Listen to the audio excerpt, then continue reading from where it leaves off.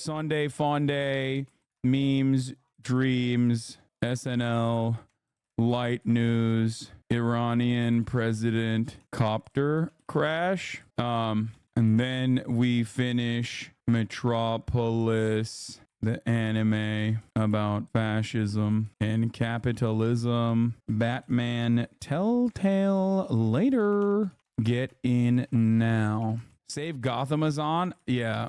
Okay. Hasanabi. New undisputed heavyweight champion of the world. Oh, yeah. Ooh. What the frick? SNL season finale? Yeah. Possible coup attempt in Congo? Yeah, ain't no way I'm diving that deep into foreign policy. Y'all are out of your goddamn minds, dude. If I'm talking about the Iranian president, that's one thing. But if we're going to talk about like the fucking Congo coup attempt, like, what are you, crazy? All right. Eve Fartlow and her Zionism and Amber Heard love. Shaking my head. She always picks the wrong side. There are no right sides on that issue. I'm going to be honest, too. Fucking what? You're a Johnny Depp fan? Like, ew. If you're doing this, can you do Hitler in the Blacks for Trump ad? Wait, what? The fuck is that? All right, I'm spamming it. They got Hitler in the back, Lamau. Oh, we saw this. I saw this. We saw the original video. Okay, let's get started with this E Fartlow banger. Okay, once again, thank you, E Fartlow, for giving us. Thank you, E Fartlow, for giving us this incredible, hilarious thing. Okay, what a gift. What an absolute fucking gift. Eve Fartlow says, I'm like Batman. I live in my cave and I do my fighting under the veil of night when nobody else is watching. I don't need to be at the ball. I don't need you to like everything I say. I don't need you to see me as a hero. I don't need any of that. I'm just doing this because I have to. Because I'm constantly farting in my pants and then turning those farts into a shirt. I'm doing the biggest farts you've never even heard of. I'm doing farts that you've never even dreamt of. I'm not taking back anything I said or explaining who I am or why I'm different. It's because I got a litany of gastric issues that cause me to shit my pants. That's why I'm Eve Fartlow. I'm E fucking Fartlow. If you're lucky enough to see behind my mask, then you can figure out some of that out for yourself. But first, you have to gain my trust. Don't try me. Hasanabi, I'm going to ask this since I couldn't find a straight answer online. My wife asked why all these content creators are raising money for Palestinians, and the same thing doesn't happen with homeless people in America. Her question is not coming from a place of contention. I just feel like I was not able to give her a decent answer. Yeah, that's a ridiculous. What's up? Yeah, am I busy? Yes, I'm streaming. Wow, thanks, man. Well, you didn't give me a hug on the podcast. Oh yeah, I forgot. I tell him. Well, they can't. Austin says I don't give good hugs, so and he said that I don't ever give him hugs. And we talked about this on the podcast, and he wants me to give him a hug right now. So here, a good hug. Hold on. Go back there. Wow, that was actually so good. All right, see you guys. He said it was actually a really good hug, and that I smell good too. Charity is canceled until the homeless problem is fixed. Yes. People oftentimes will point to other problems that are happening in the world to be like, why won't we fix these problems first? That's ridiculous. You could make the exact same argument in reverse. You could literally be like, why won't anybody raise funds for the Palestinians if you were fucking doing a fundraiser for the homeless people? It's ridiculous. Do you understand? Trash bag pants. Yeah, my pants are a little too big. Can we do with Eve Fartlow what you do with Mehmet Öz, but maybe call her British instead of Irish? She's not Irish. She's Scottish. She makes my people look god awful, and I hate it. From now on, Eve Fartlow is British. Yeah, she is. She's Scottish. So, anyway. But one really good thing you can tell your wife is this. The American government is giving billions of fucking dollars to Israel instead of spending those tax dollars on combating homeless people. Like the homelessness problem.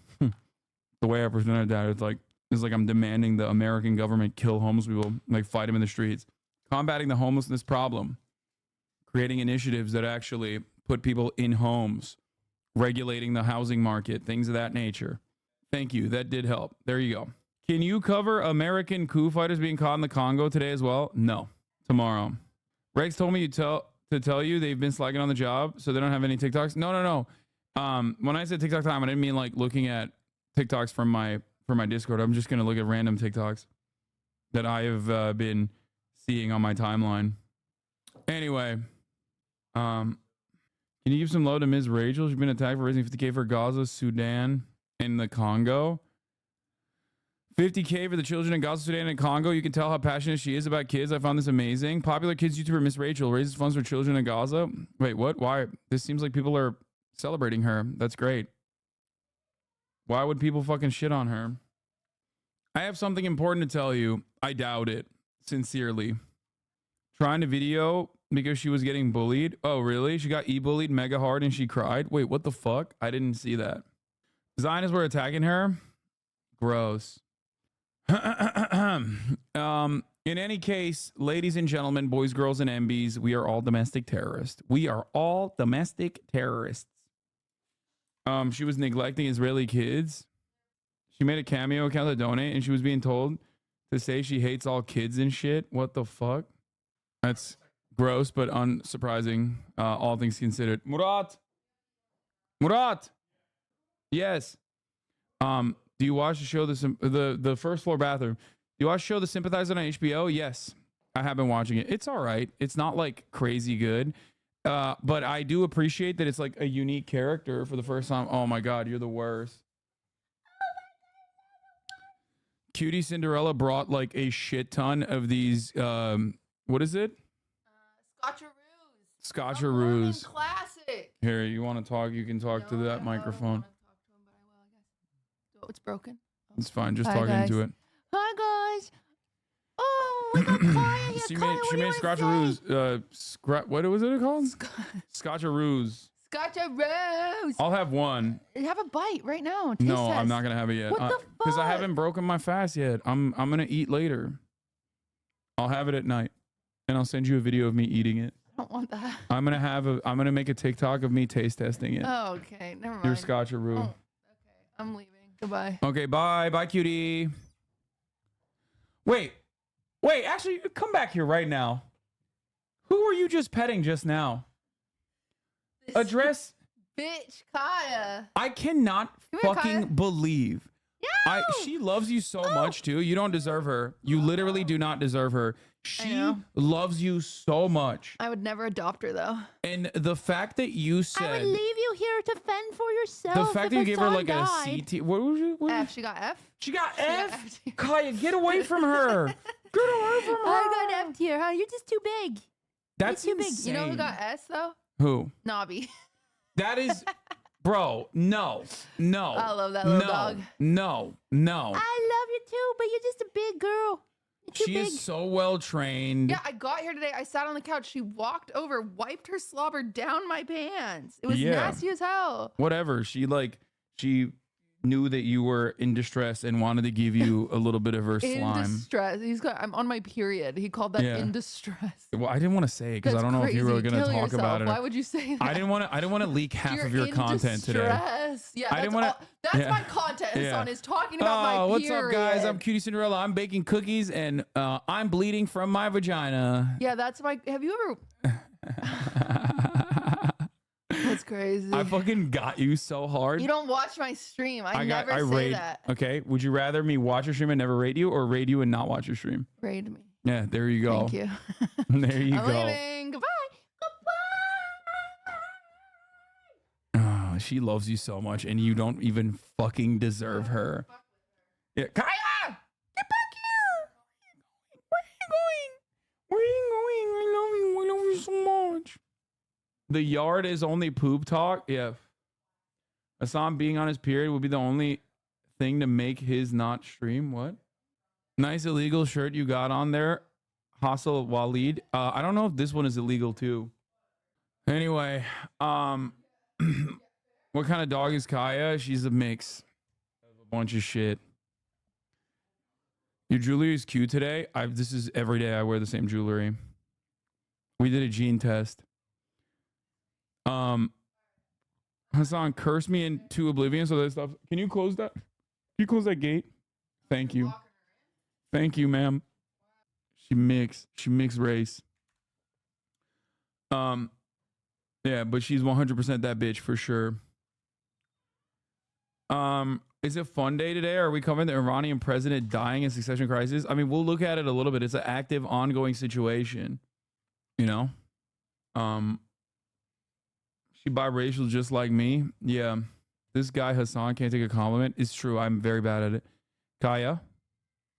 Place. Good girl. Yeah. Look at all the bones you have over there. Shit looks like a graveyard. Chat wants you on the ground looking for him yourself. Yeah. Let's be real. He's dead, right? I mean, he probably is, bro. He dead. Helicopter? No, thank you. Okay. As you guys know, I am very much anti-helicopter for good reason. I suspect. But yeah. So we got a bunch of stuff to cover today. We got Dentavious, how this couple was almost murdered over a blog post.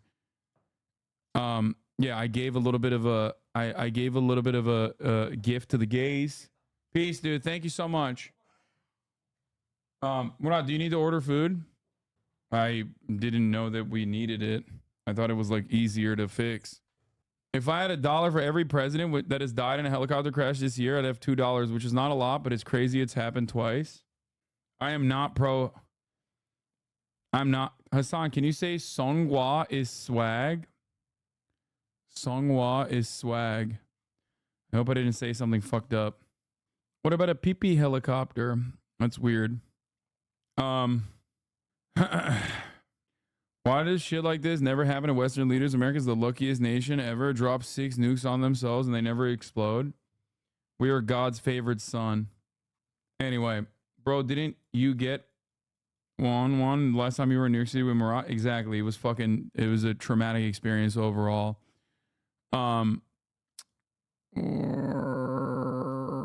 There's a LeBron TikTok. Women love my ski, yes, it's magic, it's a blessing. When I die, I'ma go to snow bunny heaven. Snow bunny heaven. Snow bunny. Bro, it's not his fault. He's sexy, man. Y'all are just reaching. Y'all are reaching so fucking hard, bro. You are reaching so hard, bro. It's fucked up. Like, yeah. Oh, what else is new? Yes, LeBron is universally acknowledged as the fucking GOAT by even white women, which is like up there on the racism Olympic scale. You know what I mean? Like, yeah, LeBron is literally actively dismantling some of the most damaging aspects of anti-black white supremacist racism. And you guys are still somehow turning this around into like a mean thing. Like, oh man, I'm sorry that like he's so the GOAT that like even white women who are otherwise like super racist go, oh yeah, he's the best. Actually, I have to acknowledge it. I see this personally as like, it's not even fetishization. I don't think it's just like they literally are excited because of how good he is, how he has redefined the game of basketball. Like, they are there not because they are like fetishizing a black man or something like that, but instead they're literally acknowledging historic wrongs committed by white people towards black people in the game of, like, by watching him play basketball, it unlocks, like, it's like basically reading Ibram Kendi like 100 times. One LeBron James game equals 100 Ibram Kendi book reading moments. Okay, that's what it is. If LaFlopper is so good, why does LA get demolished by Denver? Okay, dude, it's because LeBron James was like, you know what, Denver can have one. Okay, because he's a graceful leader. It's just basketball. It's just basketball. That's what he said, and I agree with him. It is just basketball. Chill out. Unless he said basketball is the most important thing on the planet, in which case I would agree with him there as well. It just shows that he contains multitudes, okay? You mean to Denver already won a championship going through LA? That's what I mean. He's just like, he's literally doing that 2 years in a row to be like, hey, what's up, Denver? You're on the come up. You're on the come up. You're killing it. Like, I'm just going to let you have this. A lot of people don't understand, but I think he is actually, I think LeBron James is actually a fan of Titoist Yugoslavia. And he basically wants to un-Balkanize and bring back the glorious republic. And he's doing that by taking prominent leaders within the Balkans and elevating them to a higher social status. And I think that's the reason why he did that. As you guys know, he's a Maoist, third worldist. As you guys know, he is La Maoist. And I think that that's what he's doing. He's like, all the Slav kings, all the Balkan kings, like, it's your time. Like, through the game of basketball, he's elevating them to leadership positions so that they can restore, the People's Republic of Yugoslavia. What have you done today? You know? What have you done today other than spread white supremacist, anti-black hate? Okay? A question you must ask yourself. Yeah. Anyway, let's move on from this, okay? Let's move on. I'm working on my homework and watching Hasanabi. Nice. How do you explain his being a Zionist? He's not. He's not a Zionist. You're crazy. There's a really good Adult Swim show that recently had a satirical episode on Biden and the elections. Yeah. It's pretty funny that it's pretty funny that like even XQC's fans are making fun of Destiny. This is the only mention today that I saw because it went like, I guess, somewhat viral on Twitter. That even his XQC's fans are making fun of him. Hassan went on a podcast and said debates are purely for entertainment and Destiny crashes out. Let's take a look at what he had to say. Oh, and like how stupid it was. yeah.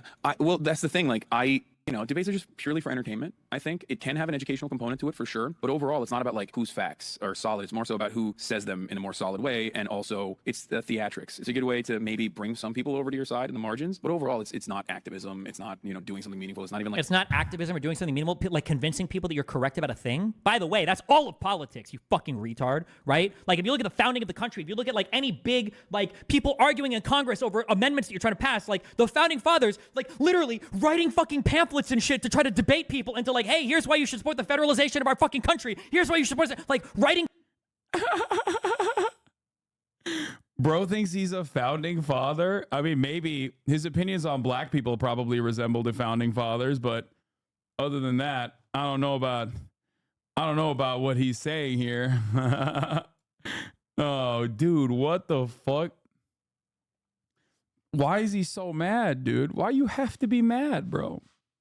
Pamphlets and shit. The Federalist Papers writing pamphlets. It's literally debating people on fucking politics. Here's my political opinion. Here's why I think it's right. Please support it so we can have a fucking country. Now, debate isn't real politics. What real politics actually is me driving home from Starbucks in my $300,000 car so that I can get in my $3 million house so that I can come into my $5,000 or $50,000 or $150,000 a month job to tell you about why socialism is the best thing ever. Like that's...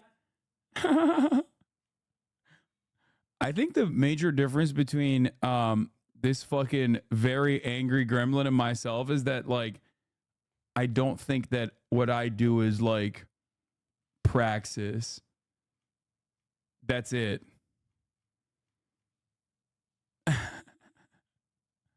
He's drinking Starbucks. Like a lot of people put that on me.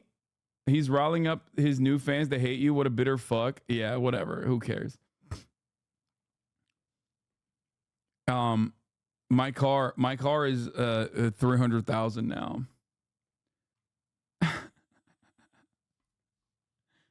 I like that his owns are always just like, yeah, dude, you're attractive. Nobody would watch you if you weren't hot. Thank you. You have a nice house that I got for not only myself, but for my family as well. And I have a nice car. Like, you're successful and attractive. It's like, shit, dude. yeah, I feel really owned right now instead of maintaining this like insane position that you know, saying the N-word and debating why white people should say the N-word is akin to the founding fathers. That's actually, my man is out here comparing himself to Alexander Hamilton and John Jay while chimping out so bad you spit on your webcam a few days after calling the guy you're feuding with the N-word. Yeah. I'm gonna give that a little repost right here. Seems like some people missed this. Happy to share. But in the history and Western tradition is extra funny because isn't like a huge portion of classical philosophy shitting on the practice of just debating persuasively? That's stupid. Yeah. It's just like, you know, sometimes debates do fail.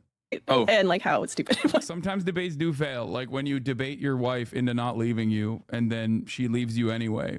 And then you debate her further about why it was fucked up that she left you. Or when you get your fans to debate another content creator on how your vibes are actually not fucked and very good.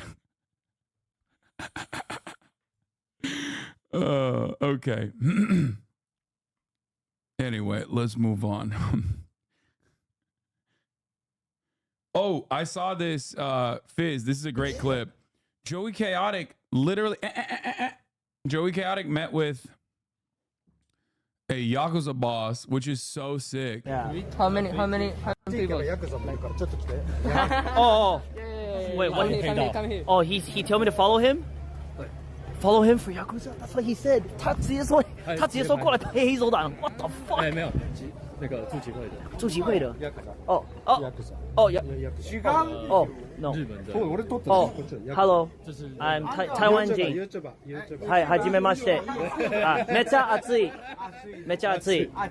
I'd be scared about the way that they like the way that they like immediately in Japan nowadays. Like I fear that if they see you streaming, like they're gonna have a negative reaction to it. So I'm shocked that he didn't give a fuck.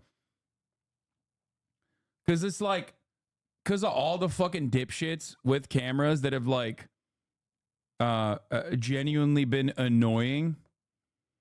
Kaya will get hip dysplasia in my honest opinion. Wait, what? Are you okay, dude? I mean, there's a very high likelihood that could happen because she's a big dog, but like, why the fuck would you say that?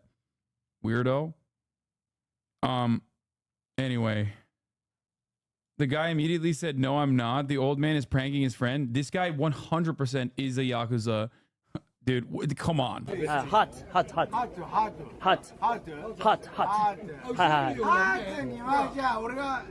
Take off? Oh! 写真 okay? Okay, this. Son. Yeah, dude. Yeah, he's definitely not Yakuza, bro. Come on. Yeah.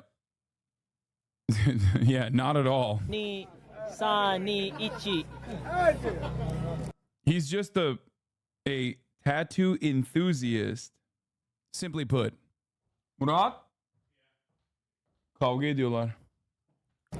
はい、ありがとうございます。これ、フィルム。Oh, follow you? Follow you. Twitch? Yeah. He's got cigarettes, beer, and edamame, breakfast of champions. That's right. The GOAT. Yakuza tattoo enthusiast in Japan. Yeah, he's just a guy. Photographed the two biggest. Oh yeah, this was sick. This is like an annual thing that they do. Like Yakuza is like Yakuza is like a weird in a weird legal situation where like they are obviously like a criminal element, but it is like super organized as far as organized crime goes, and they do like have legal, like I don't know how to describe it. They're like they're official. It's like semi-legal. Hasanabi. Thanks, man. You did it. He's got Lite in his fucking username. Account created in 2013. Lite in his username. Tries to call me Hasanabi by getting around the fucking auto mod. You did it. You're elite hacksaw, my man. You did it. You definitely showed everybody that they were wrong. That as a 45-year-old whose family is embarrassed of his existence, you are able to show everyone in this moment that you are a brave warrior for your favorite equally divorced, almost 40-year-old content creator that you're fighting these battles for. I now believe you are a terrorist. Yeah. You watched Tokyo Vice TV show? Yes. Did you meet one when you went to Japan? Yes, but like we didn't actually openly fucking talk about him being Yakuza. Is legal to be Yakuza? Is not legal to shit Yakuza do. That's a good way to put it. Some of the stuff that Yakuza does is legal too, though. Like they have like actual legal fronts. They are like technically corporations, but there are laws against Yakuza, but they also have freedom of assembly and speech as we wrote their constitution and made it better than ours, actually. Did you already give your opinion on the Iranian situation? No. Yakuzabi, ha, got him. That's way sicker. Especially because when people say like Hamasabi, they're just invoking Islamophobic sentiment for the most part. Wow, if only black and indigenous people had simply just debated white people, then they maybe wouldn't have gotten enslaved and genocide. It's so enlightening. Anyway, let's click away from this dumb shit. Yeah, they did the Colin Jost like swap SNL. But before we get to that, news. Raisi, the Iranian president, was in a helicopter crash. There has been some news from the site of the crashed helicopter. There was some communication between one of the crew and one of the passengers on board the helicopter, and the government has reported that communication. Holy fuck! Look at this fog, bro. You're saying 100% CIA? This amount of fog? Maybe it's not. Bro, if you were helicoptering with this level of fucking fog, brother, if you are on a chopper with this much fucking, with this lack of visibility, I don't even know. Unless it's the CIA fog gun. The pilot not saying no is the CIA. Like, guys, as much as I love a good conspiracy, I'm not gonna make like any wild claims here. As people investigate the details of this. However,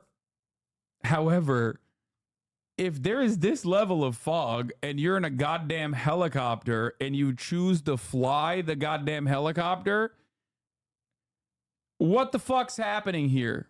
What are you doing? I mean, it's akin to committing seppuku, okay? I mean, it's just crazy. The CIA has research on fog weaponry. Okay, the fact that they have research on it doesn't mean that they literally have a fog gun and also literally have deployed the fog gun. And also simultaneously, the helicopter pilot still chose to fly during that fog. Y'all are crazy right now if you think that this is like I get why you assume because of the timing of it all. And if he was like in a car or something, because like Israel does have methods of assassinating Iranian people on Iranian soil. They've done it many, many times over. Okay. But the notion that like, I don't know, the timing of it is very suspicious, sure, but like, I don't think this is, I mean, it kind of looks a little bit like one of those, while the timing of it is suspicious, it kind of feels like this was a self-brought, self-inflicted wound, okay? Happened a couple of occasions, and they say the report from the team on the ground that the crew member and the passenger on the ground who they were able to contact was that the impact or the crash wasn't that severe. Did you forget Putin killed his general last year or so? Yes, bro. Putin killed the fucking head of Wagner on a PJ by pretty sure shooting the fucking PJ. Okay? There is a definite difference between air travel, which is pretty fucking safe when you do it with a well, maybe not private jets as much, but like air travel in a plane versus literally flying a helicopter in the fog. Already forgot his fucking name. Prigozhin, the head of Wagner, Prigozhin. Anyway. But despite the passage of so much time, despite having had that level of communication, the advice that the government's giving to the people of Iran at the moment is to pray for the president and the foreign minister and the other senior dignitaries who were on that helicopter with him. So it does seem that because the mountains are rugged, they're remote, the terrain is hard to move through on foot, it's very muddy, it's hard to get vehicles in close. They've got mountain climbers in there, they've got paramedics on site, ambulances on site, the army is helping, the police are helping, the elite IRGC are also involved in this search and recovery mission at the moment. And the reason that the president was there in the first place, right up there in the very northwest of Iran. Wagner's doing their PR tour right now. There's a bunch where a bunch of guys who jack off the Marjorie Taylor Greene will say they're based because they're searching for Coney. That's awesome.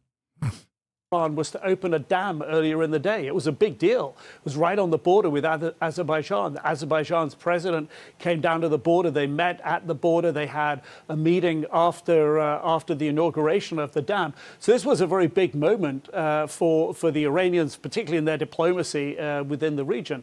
But an important signal for Iranians as well. Here was the president inaugurating a new project to benefit the people of the country. But now, of course, it's turned to this intense speculation in the fog. Okay. As much as as much as all of my haters say I am Mr. America bad and Mr. America is involved in all of these affairs, and the timing of this lends itself so perfectly to America being involved in this affair as well. I'm looking at the fog and I'm looking at a helicopter that is flying through a mountainous region with this much fog. And I'm thinking probably this one might not be on the United States of America or Mossad or Israel, and seems a bit like... like I said, it seems like a bit self-inflicted. Like, that's crazy. You sound compromised? Bro. Oh, my Lord. You're fucking nutty, okay? In the cold weather, some limited contact with some people who were on the ground, who were in the same helicopter as the president, but still not able to fix the location. And as best we know, not able even to get there. That's crazy, bro. Look at how fucking foggy that shit is. Y'all are insane if you think this is like... Anyway, like I said, I don't know. But sometimes when I look at stuff like this and I see like one glaringly obvious thing that is just like hitting me directly in the fucking face. This is an area where fog is quite normal. It hangs quite low. Helicopter pilots are being taught how to fly over it. They knew. It was basically fog and then ... free targeting. I don't know, man. I don't know about that. Iranian officials detect the exact location of Raisi's helicopter crash site as an hour ago. It's nearly midnight in the frigid mountains where the Iranian president's helicopter crashed. It's now past 11:30 p.m. local time in the remote mountainous region where the Iranian president's helicopter crashed this afternoon. It has been approximately 10 hours since the authorities lost contact with President Ebrahim Raisi's helicopter in the country's East Azerbaijan province, where dense fog hindered search efforts during the day. Iran's semi-official Tasnim news agency warned that extreme cold would only hinder the search further as the night fell. The overnight low temperature in the nearest city of Tabriz will be in the low 50s on Sunday. It's difficult to obtain precise weather data from the remote mountains where the crash took place, but temperatures there will dip closer to freezing, according to CNN meteorologists. Iranian officials say how is there fog in the middle of the summer? Bro, what do you mean? Do you think that this is a fake fog? Like, do you think that a fog gun made the fog in the mountains of Iran? Have you been to a mountain? I hate, personally, absolutely hate nature. Okay? I am not fond of nature at all. Famously so. And even I know you know, mountains get fucking foggy, man.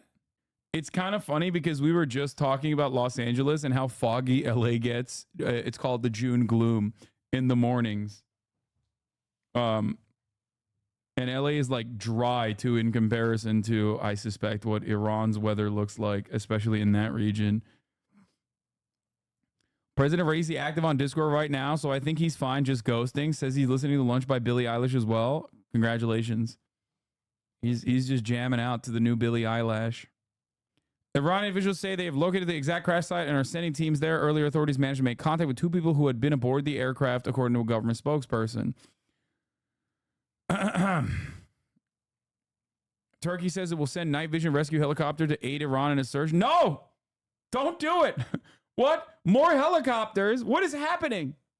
What the fuck? They're like, hey, did a helicopter crash happen? You know what would fix the situation?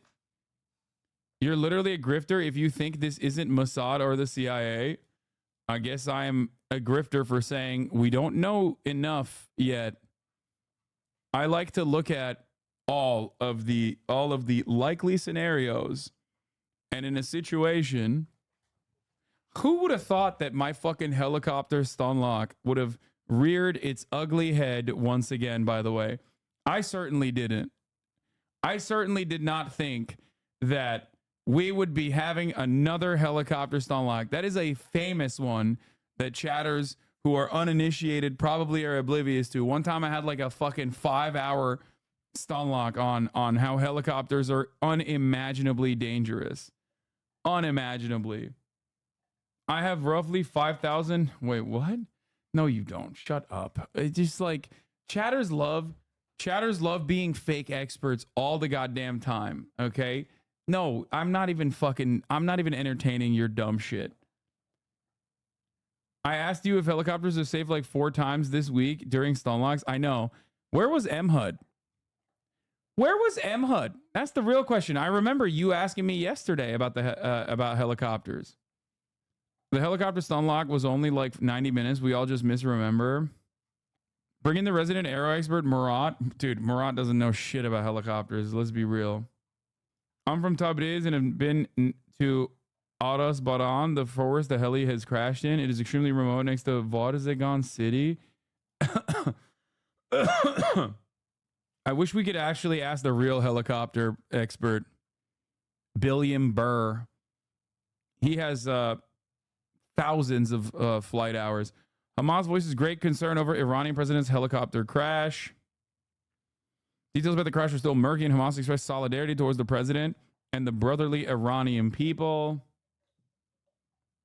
Yes, I remember. It broke my brain. Now every time someone mentions anything about helicopters, I think of them being unsafe. Yeah, I mean, good. That's not a bad thing. Unlike any time I say at the top of you think of the top of the hour ad break, which is a bad way to condition people. Being afraid of helicopters is healthy and good. That's a good way to condition people. However, the top of the hour ad break still comes regardless at the top of the hour. Now, if you no longer want to see those ads, all you need to do is subscribe for $5 or for free with a Twitch Prime. Yeah, Pavlovian torture it is. Son hasn't seen Wag the Dog. They can make anything look however the fuck they want. That whole video can be constructed using AI. Dude, that is not a healthy way to approach the world. I'm going to be honest with you. Bro, chill. Someone just died. Read the room. Yeah, okay. He's the fucking Iranian president. I think I'm going to spare my tears on this one. I don't give a shit. Like, I do care about like what this means for Iranian politics, regional stability, things of that nature. But as far as I understand, the president is like, you know, it's a relatively symbolic position in comparison to like the Ayatollah. So he's also still not confirmed dead, but I will admit, you know, it's I'll just say it like this. It would be shocking. Yeah, it would be shocking if he survived. It won't be shocking if you are subscribed, however, and you will survive the top of the hour ad break, definitely, for $5 or for free with a Twitch Prime. Here's the 3-minute ad break now. Assange, look at the past few years, exactly the same situation with the Polish presidential plane in Smolensk. Polish president forced them to land in fog, lol. I believe not even 10 years past, just fog, but conspiracy theories from the right are still well and alive here. Maybe he had an emergency parachute? Yeah, dude. When your helicopter is fucking crashing, the thing you definitely can do is jump out of it with a parachute. I feel like you would literally get chopped off faster if you tried to do that, right? Like, it would cut your fucking head off. If he survives, maybe Islam is right. Oh, for sure. If he survives, fuck it, dude. We're all Shia. Okay? Fuck it. The lineage did continue. Muhammad's Prophet Muhammad, peace be upon him, his lineage did continue, and the Shia were correct. And we should all have little ayatollahs running the country. We should be giving the mullahs the keys of the castle everywhere. He's a massive piece of shit, by the way. Yeah, no shit. Wow. A dude who was the president of Iran was a bad guy.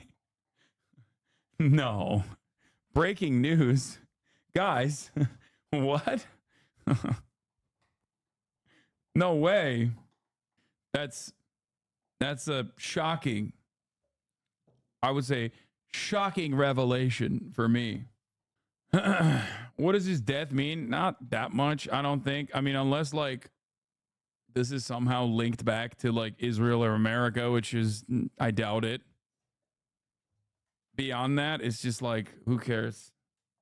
I know you don't do a lot of AFPOL a lot, but I also know you love a coup. We doing this today? No. I said no earlier, even though this is pretty funny. Want to point out this coup is happening as DRC is pushing an international court case against Apple for hiring mercs/proxies to invade DRC, steal resources, and then sell them in Rwanda on the global market. Empire is very unhappy with what Africa is doing to protect itself. The Democratic Republic of Congo's armed forces repelled an attempted coup d'etat involving Congolese and foreign fighters on Sunday morning. A DRC army spokesperson said in a televised address, oh no, as they announced the arrest of American mercenaries. I mean, I don't really know what the fuck's going on here. I have to look into it a little bit further, but oops. Let me tell you. Hatamoto, Anjin Sama, white boy swag. American mercenary with an American passport and in the DRC, not white boy swag. That's my take. Also, Chris Murphy killing himself right now. I gotta point out something here, okay? If anything, if it's true that it was American mercenaries that got caught, okay? Especially when paired up with the failed Bay of Pigs, Venezuela edition that happened only a couple years prior. How can you live in the same planet where you think the CIA is capable of doing like fog machine weapons and assassinating Iranian president, the Iranian president in a helicopter crash, while simultaneously you watch America fail to do coups literally all the time now? Like how is the CIA simultaneously so unimaginably powerful that they're out here like literally setting up fog machines and shit and like assassinating foreign leaders of foreign adversaries in the midst of like the most significant geopolitical conflict in this region? Like historically, the tensions are high. Okay? While simultaneously, they were able to pull that shit off, but they can't even fucking coup Venezuela without getting owned by fishermen. They're taking L's left and right.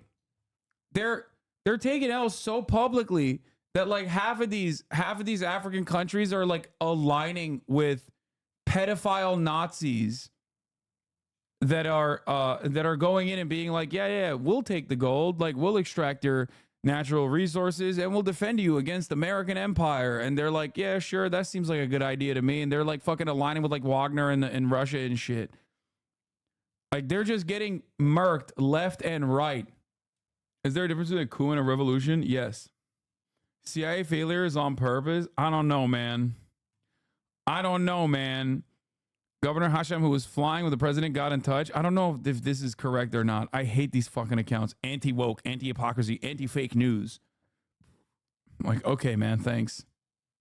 Like, I think I'll just wait. I'll wait for more information from like reliable outlets instead of fucking like Lord Bebo or whatever.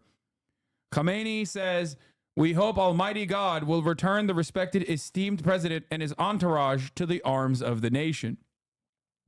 To which Israel War Room replies, you should get in a helicopter and go look for him. Get off Twitter and do something productive. Which, I hate to admit it, is kind of the funniest that dumbass account has ever been, honestly. Like, it's just like, normally I can't ever fathom giving one to the fucking Israel War Room account that is like, that spends most of his goddamn time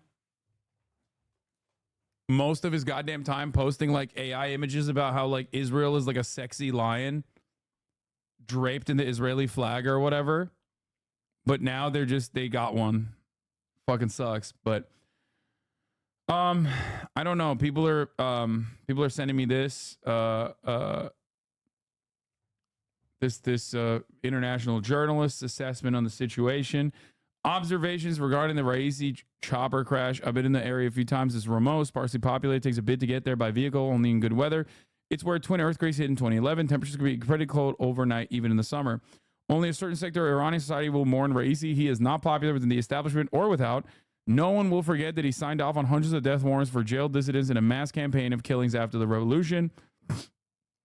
Or that the crackdown on woman life freedom occurred under his presidency. Many are celebrating his possible demise. Even when Ahmadinejad's helicopter suffered an incident, people weren't so quick to cheer. His rise as the president was engineered by the establishment. He is the SL's choice. His background in Mashhad and the role of his father-in-law also played a part in stoking rise against Rouhani fuel prices in 2017. Is he supposed to be the SL's successor? Possibly, although in the scheme of clerical hierarchy, he is mid-ranking and lacks the credentials which many, especially in Qom, might expect. Like, yeah, I mean, he's mid. He's not even, bro, he hasn't even boosted his Islam points, okay? Like, he's not credentialed enough, dude. He needs to get back to work. Keep reading. Well, maybe not anymore. Yeah, not enough faith points. He was a Dex build, it seems. He didn't do a Dex Faith dual build, which would have probably saved him in this situation. He won the last election with over 70% of the vote, though. Oh, come on, dude.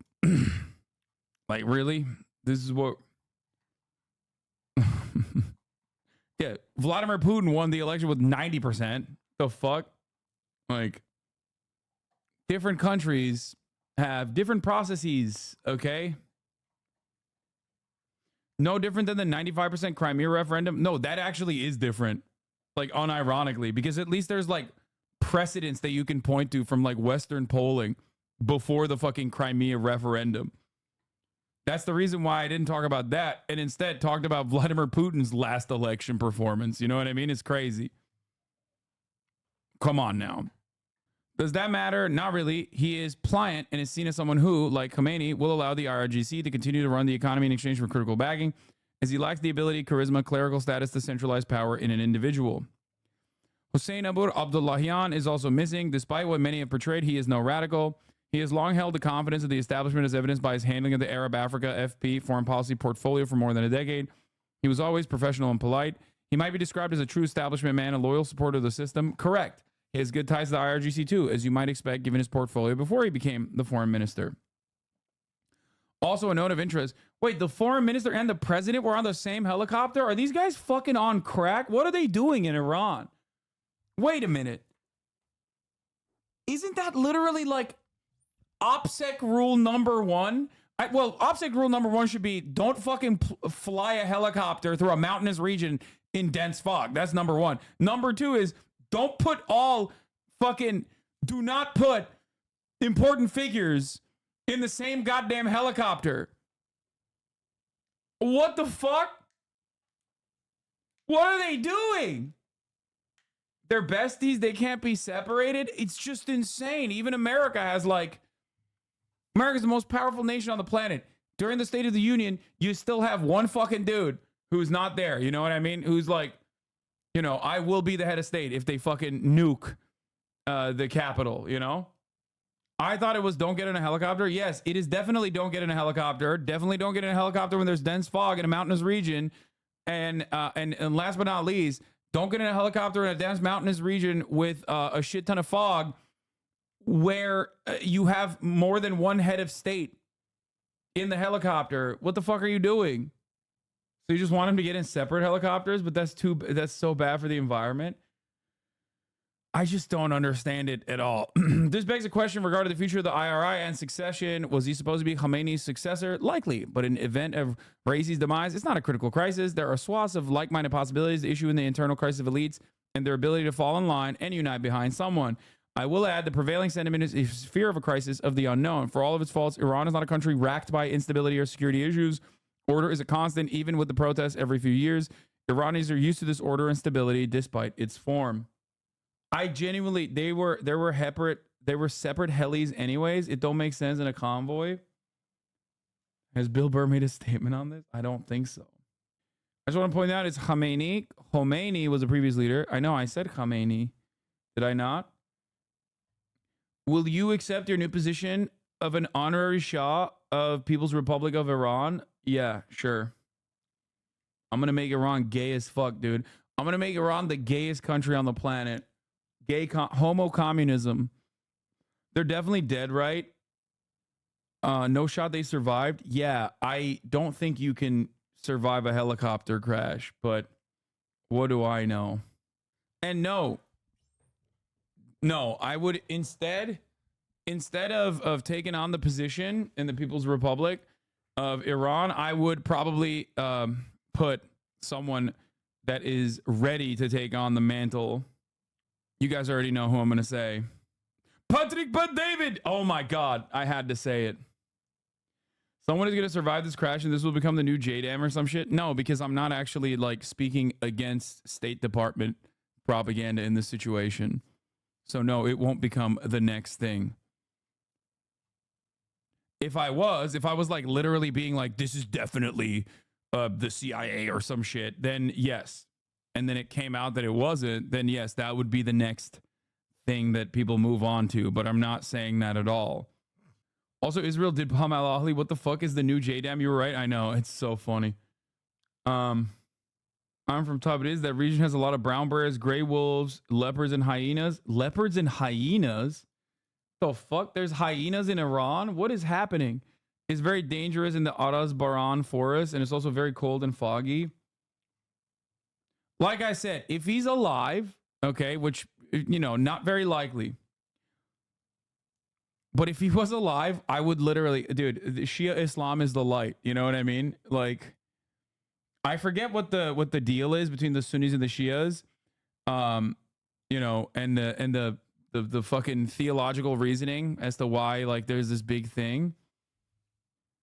I stole your jokes and used them on my date last night. They were a massive hit. Thank you, King. Hell yeah, dude. She has edited the Quran. Yeah, whatever. I don't care. I will edit the Quran myself personally if he fucking survived this shit. I'm going to be honest with you. The region, particularly from close regional allies. Here, let's see what Al Jazeera is saying. I'm thinking, of course, of Hezbollah. I'm thinking of Hamas. I'm I gotta thinking pee. of proxies in Yemen and Syria. Is this a reminder, perhaps, of how fragile key relations are between Iran and other regional players? Well, look, I mean, what happened over the past 3-4 decades is those relations improved vastly or were more or less maintained the same. But we didn't really see much of a reverse in those relationships. In other words, Iran has continuously expanded its influence at the expense of its Arab neighbors. It wanted to establish itself as a regional power, and it took advantage of a number of elements. And it's very important to underline that, because it's not just sort of a brilliance or creativity of the regime. The regime was also very lucky over the past four decades. I've spoken to you earlier about why it did maintain and its stability and why it has been resilient. But once again, it has been lucky. On the one hand, it was American destruction of Iraq, which is sort of Iran's foremost nemesis that allowed Iran to expand further. Israel's expansionists' genocidal policies in Palestine and beyond, including its invasion of Lebanon, also gave Iran an opportunity to expand its influence. The counter-revolution in the Arab world over the past dozen years gave a huge opening for Iran to expand its influence from Yemen to Syria and elsewhere in the region. So all in all, American hypocrisy and double standards, Western hypocrisy, Israeli intransigence and aggression, Arab impotence, and all of that gave Iran the possibility, the capacity to expand its influence in the region and to continue to build its nuclear program and expand its relationship with Russia and China, regardless of the situation domestically, the poor economy, and the sort of lack of popularity, especially among the urban elites. Right. Marwan, many thanks as always. Marwan Bashar there in Paris. Well, reactions to the helicopter crash are pouring in from countries in the Middle East and across the world. Saudi Arabia has expressed deep concern and has offered Iran any assistance it needs. The European Commission said okay, bro, sure. Service to aid the search for President Raisi's aircraft. That's following a request from Iran. And Russia's foreign ministry has said it is ready to extend all necessary help that Iran requires and to aid it in an investigation of the reasons behind the crash. And Shia believe that Ali should have been the first caliphate, and Sunni believe Abu Bakr should have been the first caliphate. Yeah, whatever. Yeah, sure. Following developments from Washington, D.C., she joins us live. Heidi, a somewhat muted response from the U.S. Muted and restrained is how I would describe it, Neve, because as you said, we have a statement from Biden's spokeswoman saying that he has been briefed, but there were no other details given. He is on a busy campaign day on this schedule. From the U.S. State Department, we're told that officials are closely following the reports of this crash. Now, there has been no effort to speculate from U.S. officials or add on any comment to this. Obviously, the U.S. and Iran have not had direct diplomatic relations since 1979, and any sort of information sharing would happen through an intermediary. So we would expect a delay in that information being communicated. And you know, this is something that's happening in a very contentious time in U.S.-Iran relations.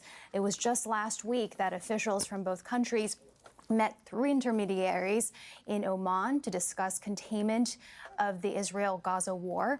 Then, of course, there are the U.S. sanctions that Iran says has crippled its economy. And, of course, the outstanding Iran nuclear deal that's been fits and starts in trying to restart negotiation, now appearing to fall off the table. So given all of that volatile context and these pressing issues, U.S. officials are again using restraint and not commenting further on this until there is more information about President Raisi's fate. We can hear you farting through the mic. Do you think I'm a fucking robot, bro? You think I'm farting like a?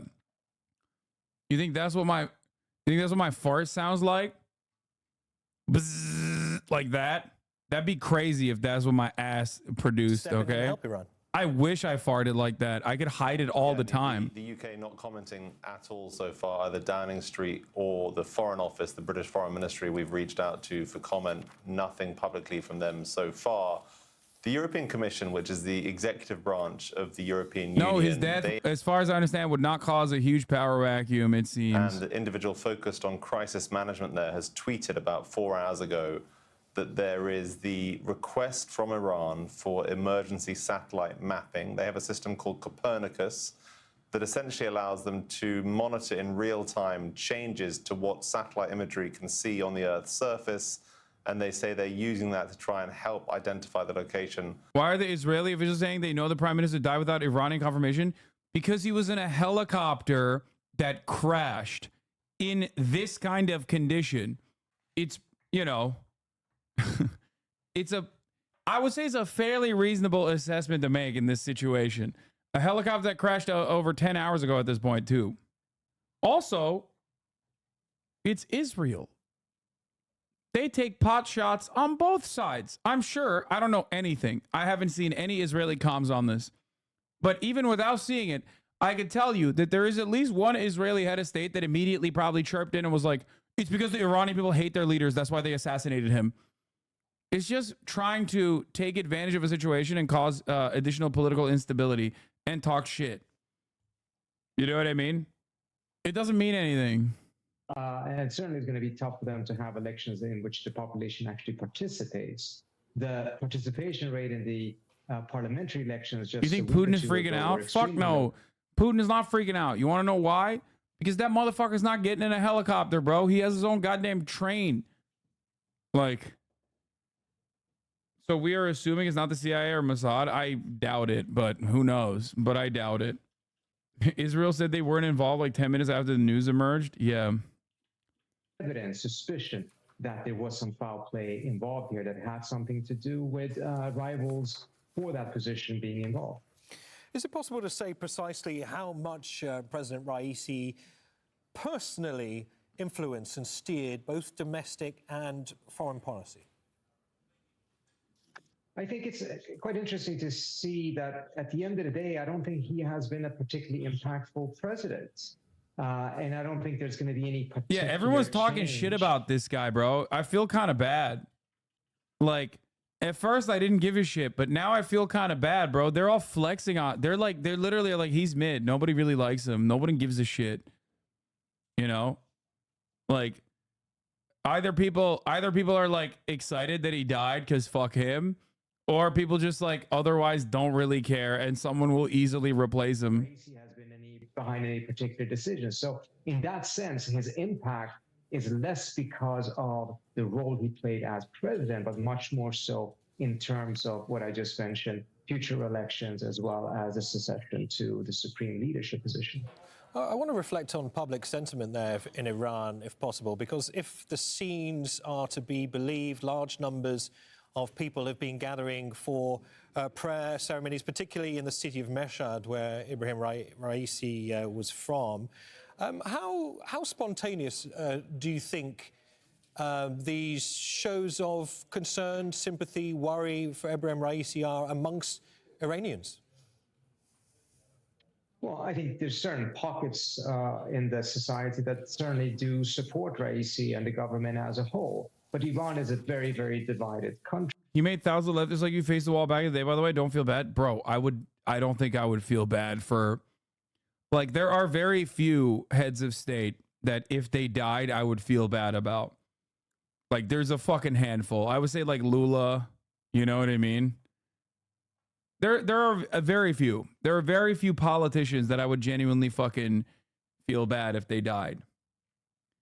Xi Jinping, my goat. No, I'm kidding. About the extent to which Raisi Donald has Trump. projected... Donald Trump, I'd feel bad if he died. That's my goat. You know. If when Kim Jong-un dies, you will fall to your knees in Walmart. Yeah, I can't even think. Oh, God, don't even say it. Dude, don't even say it. I'd be devastated if the leader of the Democratic People's Republic of Korea died. Sanctions, for instance. Certainly, I think what we've seen under the Raisi years is an abandonment of the approach of thinking that there actually is a way for the West and Iran to get along, and that Lake, Iran is what a are lost you state doing? that the West is capable of providing sustained sanctions relief. Instead, Ew. the strategy has shifted towards strengthening relations, not just with Eastern powers such as Russia and China and global South powers in Latin America, but very much so with regional neighbors. And we've seen the opening to Saudi Arabia and other areas in which Iran has improved its relations with its neighbors.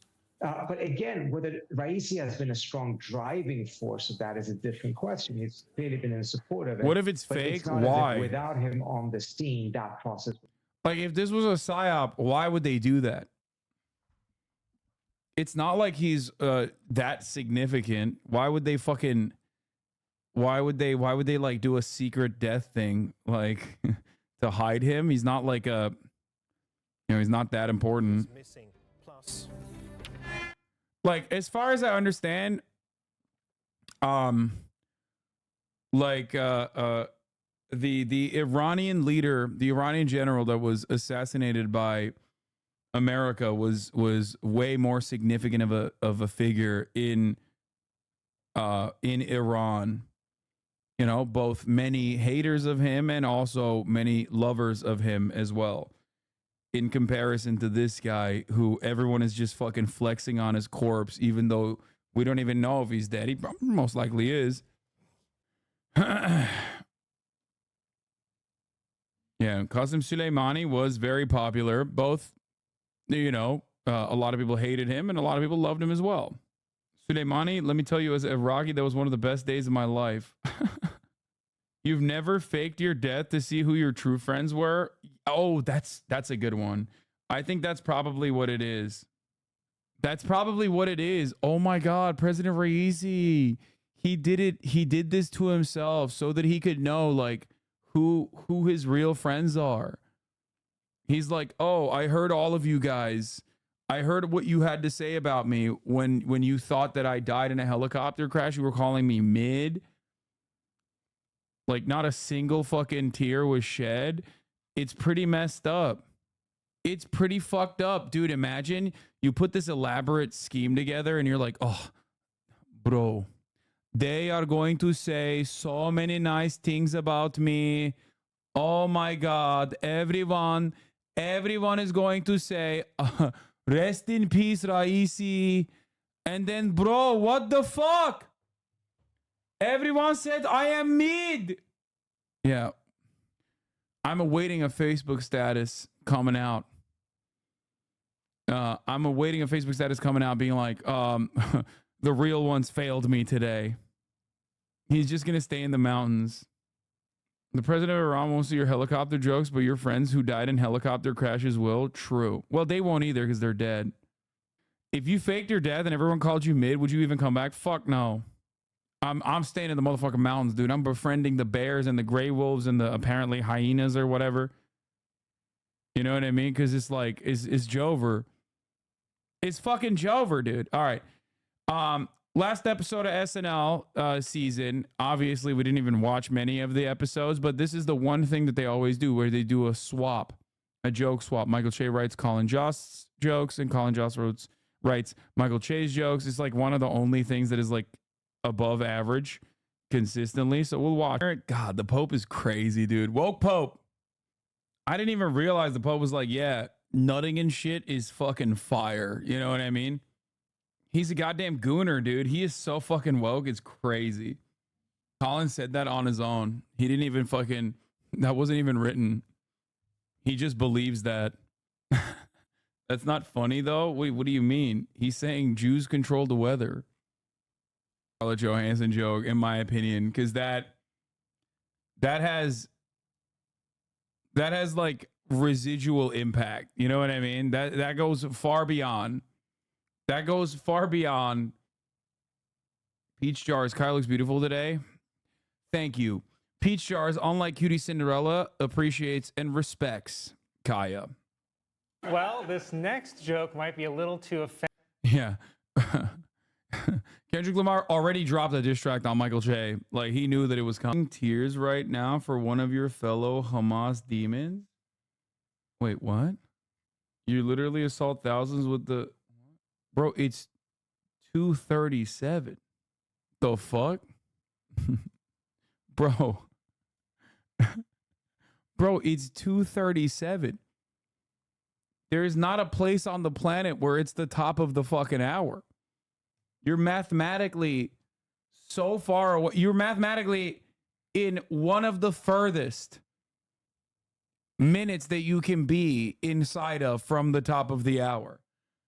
India has 30-minute offsets. Okay. Ban me. I failed. I'm not going to ban you, but I'm going to give you a second off. That one wasn't that good, honestly. Like, I feel like there is definitely a I don't know. You could be way more edgy on that one than that. The last one was all racism, right? Yeah, it was like it was like super basic racism too. It was like not even clever. It's like, oh, we have space lasers and we control the media. It's like a double whammy. You know what I mean? Like it could have been more complex. Wasn't that good? You laughed at every joke? No, I'm saying like as a finisher, I feel like you have to fucking hit a way harder point. And having it be the puppet too. God, maybe I just don't like. I don't like gags. He already hit that joke theme with the weather thing. Yeah, that's the other part. And I don't know. He just like fucking brought the puppet too, which is like a gag. So I don't fuck with that either. It's edgy for sheltered libs. Yeah. I think you're just not a puppet guy. Jeff Dunham ruined it. I think objectively, while way more damaging overall, a lot of things that Kanye West said were fucking unimaginably anti-Semitic. Him pulling out a fucking sock puppet, like in and of itself, was funnier because of how stupid the situation was. So no, I'm not always anti-puppet. Didn't even hit Palestine, Israel. Hit them like 5 times in the segment. What? Do not talk shit on Jeff Dunham. You crazy? There's a Dan Tavies video that we could watch. I did also want to see this Megalopolis teaser trailer.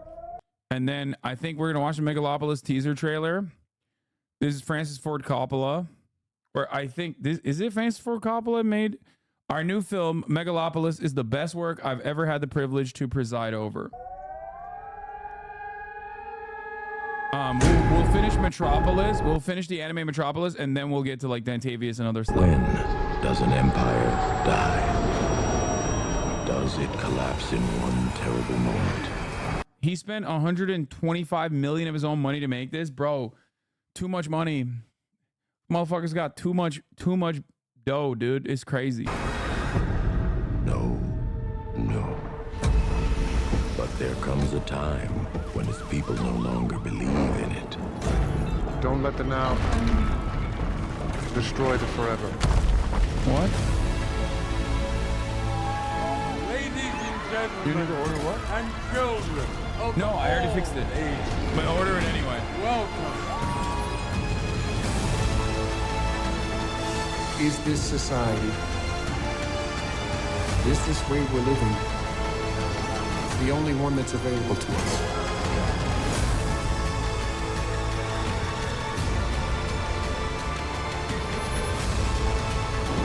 We are taking our city back. And when we ask these questions, I personally think funding a massive artistic project like this with your own pocket dollars is a good thing overall. Obviously, when you have a passion project like this, launching it, especially when it's so goddamn costly, and maintaining it and selling it and completing it to your vision, it's probably going to be rather difficult. So I don't know. I don't know if it's like good or not. The movie literally has a real life actor in the theater talking to Adam Driver on the screen. What? when there's a dialogue about them, that basically is a utopia.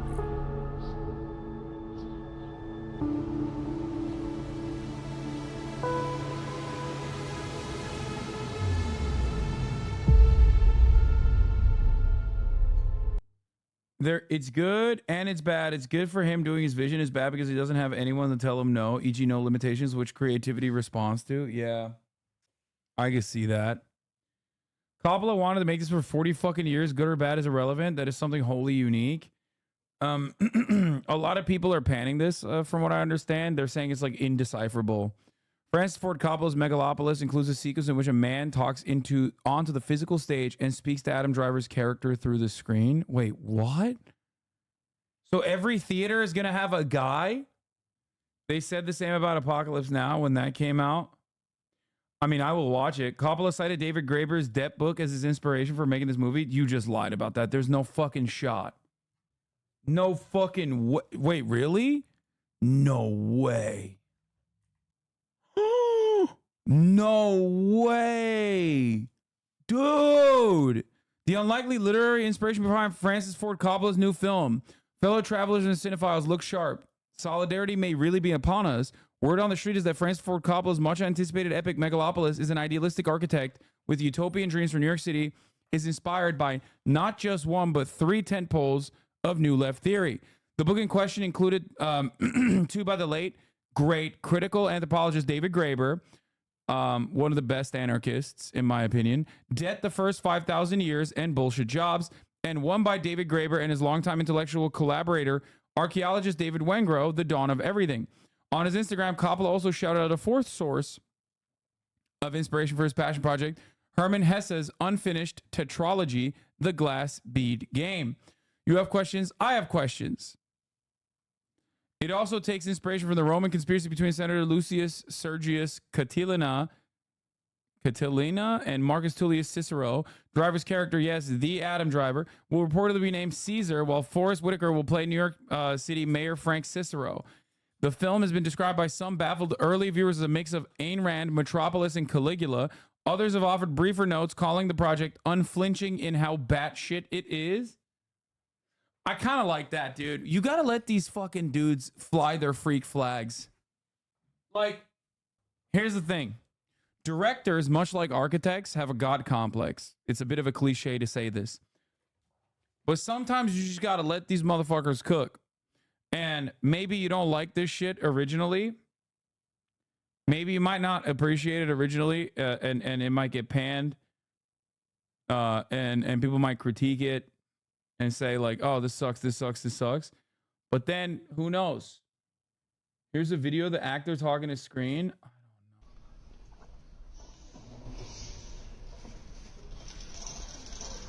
Well, there's nothing to be afraid of if you love or have loved. It's an unstoppable force. It's unbreakable. It has no limits. One thing that I... Wait, what? Spoilers the fuck? Bro, what spoilers? What do you mean spoilers? What did it spoil? Shut the fuck up. He said nothing. Some of you chatters are fucking insane. Okay? Y'all are fucking annoying sometimes with the spoiler shit. Some of you just want to say spoilers. And that's the only reason why you say it, because you feel cool. That's a huge spoiler. Oh my God. No, it's not. There's a dude coming at my house when watching this. That's a spoiler. Him too. Why does your mic sound so much roomier? I have no idea. Will said Coppola was baked most of the time he was shooting his film. Good. I know it's Funday, but look at Israel's doing the most Israel shit. Somalia in Jerusalem. Wait, what? Right-wing activists stop Palestinian trucks in Jerusalem and demand licenses from drivers who make sure they are not carrying food to Gaza.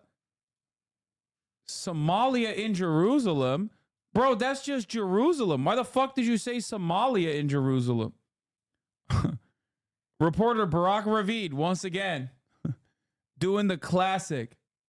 Why is Barack being racist? He can't help himself, okay? This is classic Western behavior, okay? This is classic Western guy behavior. It's like people being like, it's the same exact fucking energy of people being like, you mean to tell me that our Supreme Court is just like the Taliban? They're restricting abortions just like the Taliban. It's like, bitch, it's Christian fundamentalism. Like, not to say that the Taliban are fucking great guys, but like, it's your own thing. You know? How can you look at the situation in front of you caused by your version of fundamentalists and then turn around and go, this is just like black people? Yeah.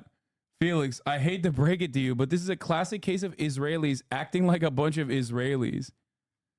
Classic genre of Israeli liberal posting. What are we, black? Yeah, by the way, fun fact, but Barack Ravid won a Pulitzer like 2 weeks ago. So something to consider. Some people have issues preventing them from going out to the cinema, so be mindful of spoilers because some people have to wait till streaming before they can see it. Just like people who subscribe with a Twitch Prime who won't have a chance to see the ads. Bro, come on. It's 2:51, dude. You got me, though. I'll admit. Ableism discourse will always get me to fucking perk up and be like, huh? Huh? You fucking cooked my ass, dude. I'll say it. I'll admit it. You cooked me.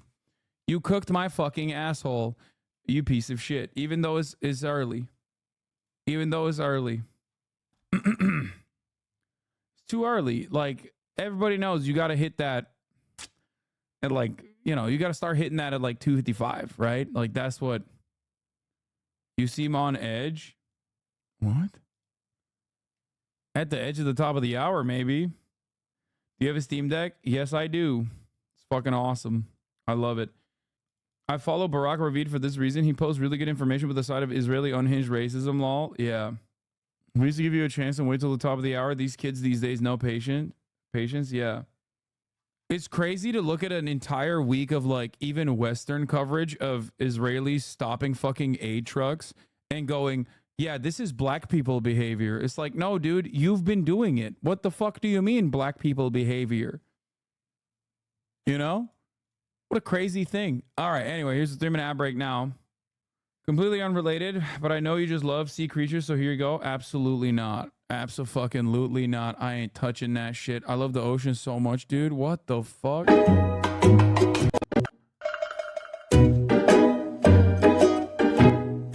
That's so gross. That's so gross. The pectoral fins act as shovels that help it bury deep. Bro, that shit is gross as hell. Kill it with fire, dude. Take it out of the water. Let it die. God, I fucking hate fish so much. All right, let's watch this. How this couple was almost murdered over a blog post by a friend of the show, Dantavius. Behind your computer screen, you f***ing c***. You don't have the balls to talk to me? Stop hiding behind your computer screen, you f***ing c***. Ina Steiner received this message on August 9th, 2019 at 2:49 p.m. 10 minutes later, she got this bizarre voicemail. Hi, Ina. Your wet specimen is ready to be delivered. You'll have to sign for it. Wet specimen? What the hell is a wet specimen? Sounds like something you leave in the toilet after eating Chipotle, she thought to herself. Ina's husband David called FedEx and asked them what a wet specimen was. Turns out it was a dead pig fetus, you know, like the kind you dissect in high school biology. As to why it was being sent to their house, they had no idea. Things only got more disturbing from there. Later that same day, a package showed up on the Steiners' porch. Ina went against her better judgment and decided to open it up. Huge mistake.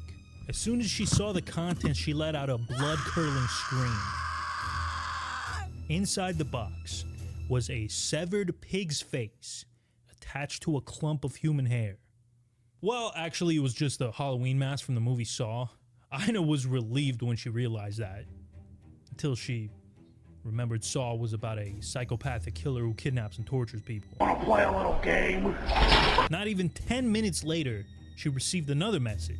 Do I have your attention now? This was not an isolated incident. By the time these packages arrived, the Steiners were being terrorized for an entire month by some psychotic individuals. And the worst part about it was, they had no idea why.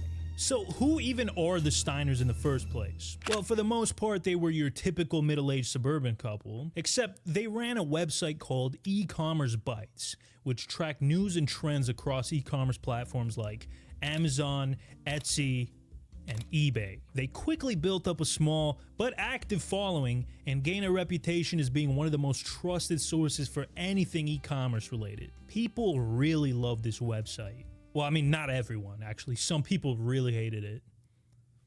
Since its inception in 1999, E-Commerce Bytes only had 2 employees. Ina, who wrote the articles, and David, who handled the business side of things. By all accounts, the Steiners were upstanding members of the community, and nobody had a bad word to say about them. So why were they being targeted? Maybe they weren't as wholesome as they seemed. Or maybe they just pissed off the wrong person. Let's go back to the day the harassment first started, and we'll try to put the pieces together as we go. Oh, and on a completely unrelated note, I've been watching a lot of Law & Order SVU, so that might come out in this video a little bit. On YouTube, there are 2 types of videos.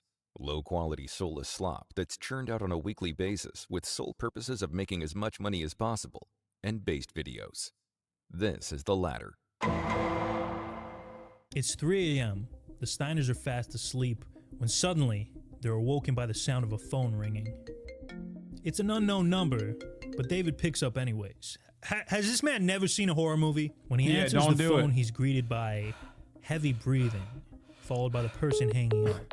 Okay, that. I think nowadays, because of like so many fucking so many robocallers and shit, most people will never pick up a fucking phone number if they don't recognize it. It's a little weird, but hey, maybe it's just But it makes sense. Back then, they're kind of boomers. They probably thought like, oh yeah, I'll pick it up. wrong number. David thought nothing of it and went back to bed. The They're next morning, boomers. he went to check his mail and noticed that his fence had been vandalized. Somebody spray painted the word Phytomaster on it. What the heck was a Phytomaster? Was that the name of the vandal? Was Phytomaster the person who called him in the middle of the night? Luckily, things calmed down after that. For like a month. Seemingly out of nowhere, Ines started getting a ton of aggressive DMs on Twitter from someone with the handle Tui Ilay. Things like this. I know. What's your problem with eBay? You know that's how we pay rent, right? Remember this one, because it's going to be important. Hello? What the fuck is it gonna take for you to answer me? To be fair, it wasn't the first time she got hate messages, but it was never this bad. Still, she tried to just ignore it. Then things started getting weirder and weirder. The Steiners' work email was bombarded with all sorts of weird-ass subscriptions. InfoWars, Sin City Fetish Nights, the Satanic Temple, and most disturbingly, Franklin the Turtle fan club. Bro, I swear to God, there's just like, we still don't have a decent way of like dealing with psychopathic like cyber stalkers. We just have no fucking way, which is kind of crazy. Like there's just no, as long as someone's got a will, dude, so if someone is like willing and motivated, they can just like just keep doing insane amounts of internet crime. Meanwhile, the hate messages continue to pour in. I'm waiting. I don't like waiting. I guess I'm gonna have to get your attention another way, bitch. This message was sent the night before the wet specimen incident, and this was only the beginning. After they got the pig mask, the Steiners would continue to receive all sorts of weird deliveries on an almost daily basis. Everything from pizzas to pornos to boxes of live cockroaches and spiders. David and Ina were so freaked out that they adopted the lifestyle of a Reddit mod and stopped going outside completely unless it was absolutely necessary. And on those rare occasions when they did venture out of the house, they noticed that they were being tailed by a black van. By this point, they were so traumatized that they didn't know if they were actually being followed or they were just going insane. Because every time they called the cops, the black van would disappear like it never existed. Police couldn't make heads or tails of the situation. Whoever was behind this, they were no amateurs. They were organized and they covered their tracks well. But not well enough. Eventually, Natick PD was able to get the license plate of the black van. It was rented by a woman named Veronica Zay. This must have been some kind of mistake. When you think of a stalker, it's usually somebody that looks like this, not an attractive 25-year-old woman. The police decided to question her anyways. They found out she was staying at a hotel in Boston nearby, so they called her room and her husband picked up. He said she would be down right away to chat with them, but she never came down. Instead, she got on a plane to California. Natick PD had to get the FBI involved, and it didn't take them long to track her down. Turns out, Zay worked for a company called Progressive Force Concepts, a security firm contracted by eBay. No! No! The feds flew down to fucking way. No! Bro, Pinkertons, dude? eBay was doing Pinkerton shit? Yo, what the fuck? Okay, this does unironically make me sometimes feel like a lot of people be like, Hassan, you got like hella stalkers, people sending you death threats and shit. Like, do you ever feel like maybe it's, you know, agencies that are involved in this circumstance? And now it makes me feel like, who knows? Maybe that's not that far-fetched. I don't know. San Jose to interrogate Zay, and she sang like a fucking... I've always operated under the assumption that these dudes are doing it on their own volition because they're just like schizophrenic and brain broken into believing that I am the greatest evil that has ever graced the fiber optic cables that serve people, you know, content on the internet, directed by at least like multiple communities that spend a insane amount of time. But who knows? Toucan.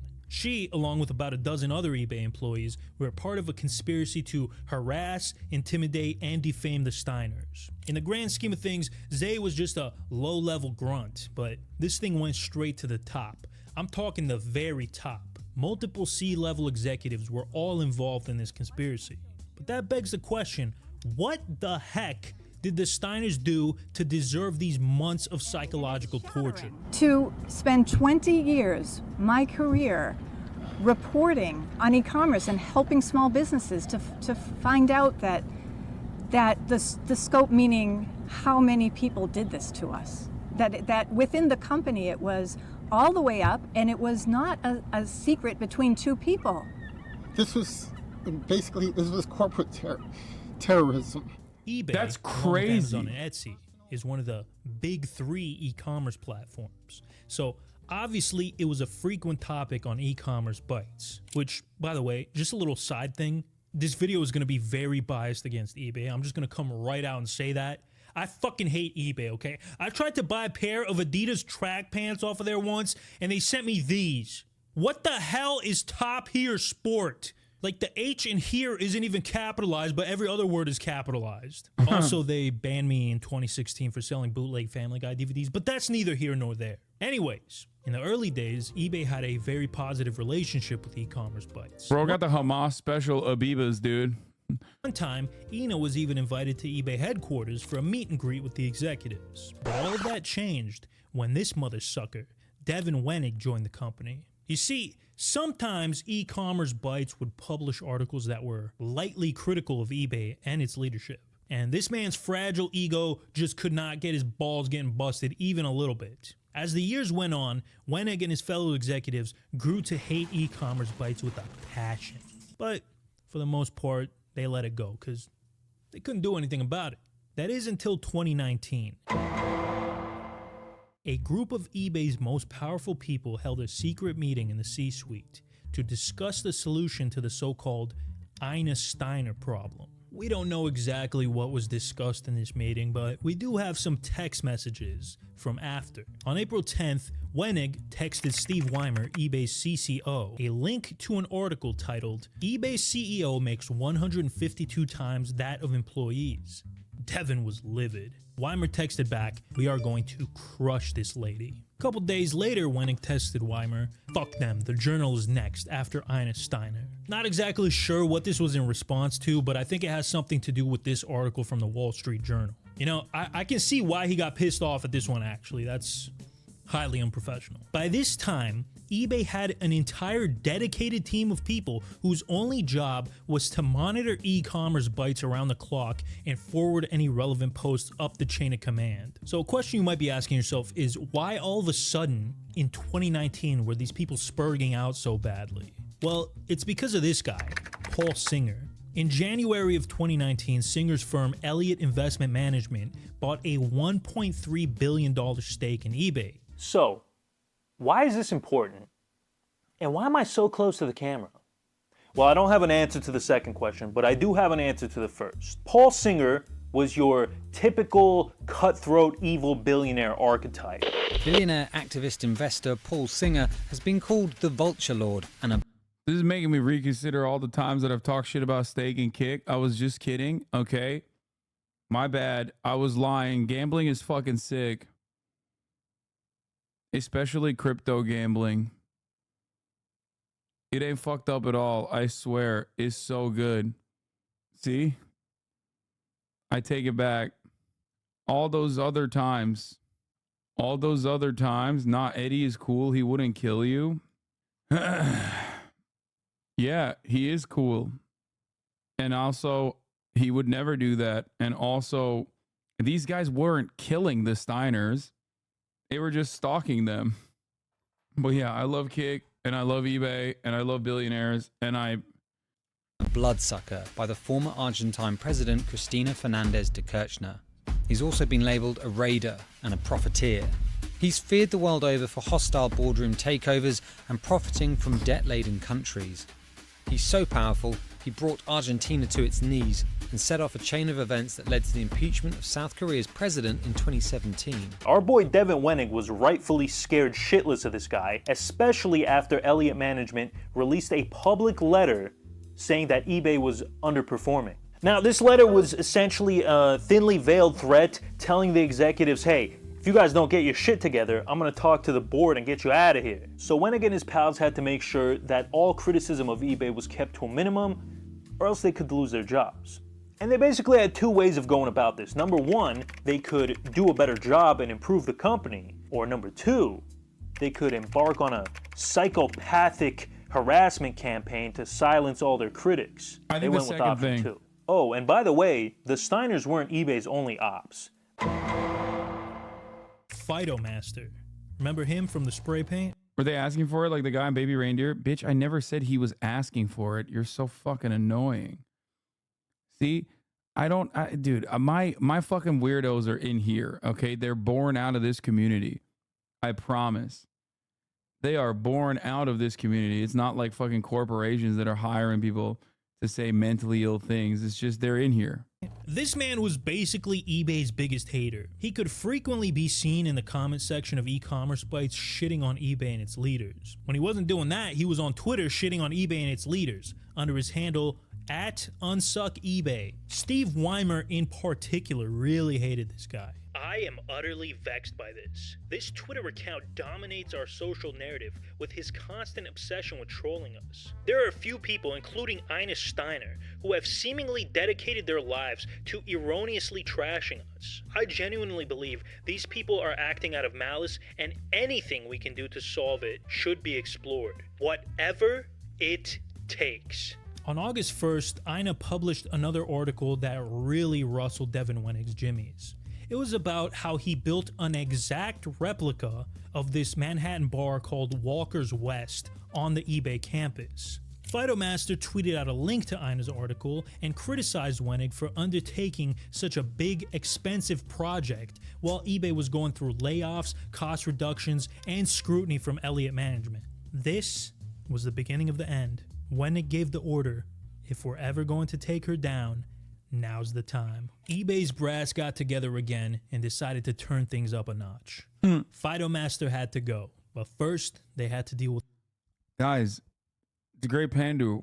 I already said I love Kick. I love all of the communities that you come from. I was wrong, and I love capitalism.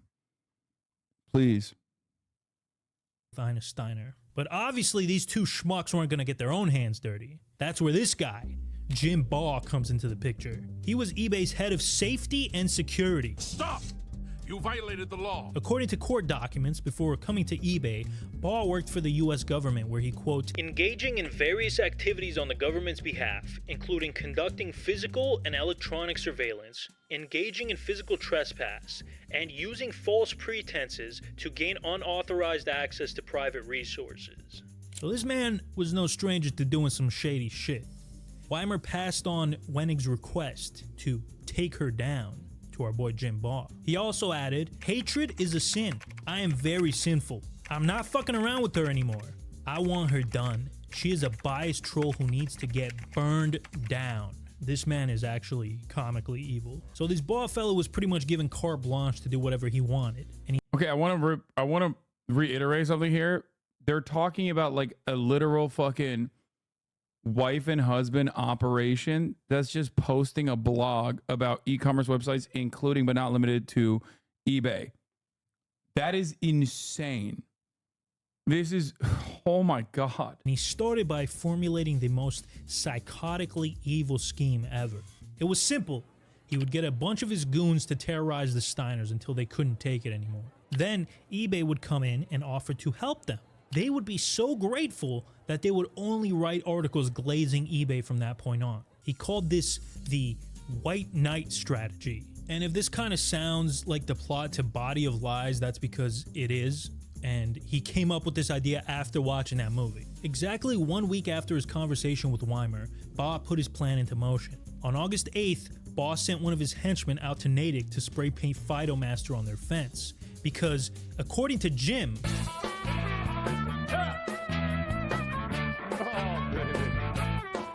that was weird. According to Jim, What the Okay, fuck? bro, come on. Jim Baugh thought that Phytomaster's true identity was David Steiner. Spoiler alert, it was not. Now, the graffiti was just a little taste, a tap on the shoulder, if you will. Things would continue to ramp up from there, as we know. After the spray paint, Baugh met up with his team to brainstorm more ways that they could fuck with the Steiners. He let them know that they had complete support from the higher-ups and showed them all the messages from Steve Weimer. Some of the ideas were silly, like sending them gift boxes full of poop. I do love that they are like so unhinged and so hopped up on power that they think that there is no way in fucking hell that this kind of communication would ever be unearthed, and they would face zero repercussions. Now, I don't know what happened to the fucking eBay executives that did this. I hope they got at least some level of punishment. It's crazy. Others were more serious, like planting crystal meth in their car or burning down their house. But eventually, they settled somewhere in the middle of these two things, and they came up with a 5-step plan. Step 1, trolling. Baugh instructed some of his employees to create accounts that would send horrible messages to Ina Steiner on a daily basis. This was real nasty stuff. Your fat husband David needs to be put in line, after he takes the plugs out of his assholes. What does that even mean? And like I said earlier, they also signed the Steiners up for like 100 different email lists, fetish sites, Scientology newsletters, Breitbart, vaping, fucking BuzzFeed, just a bunch of vile nonsense like that. Oh, and listen to this. One day, a man showed up to their house holding a box of condoms and a bottle of Mad Dog 2020. Turns out the trolls were making fake posts on Craigslist, claiming that the Steiners were having everything must go yard sales, or they were hosting gangbangs at their house. I'm here for the gangbang.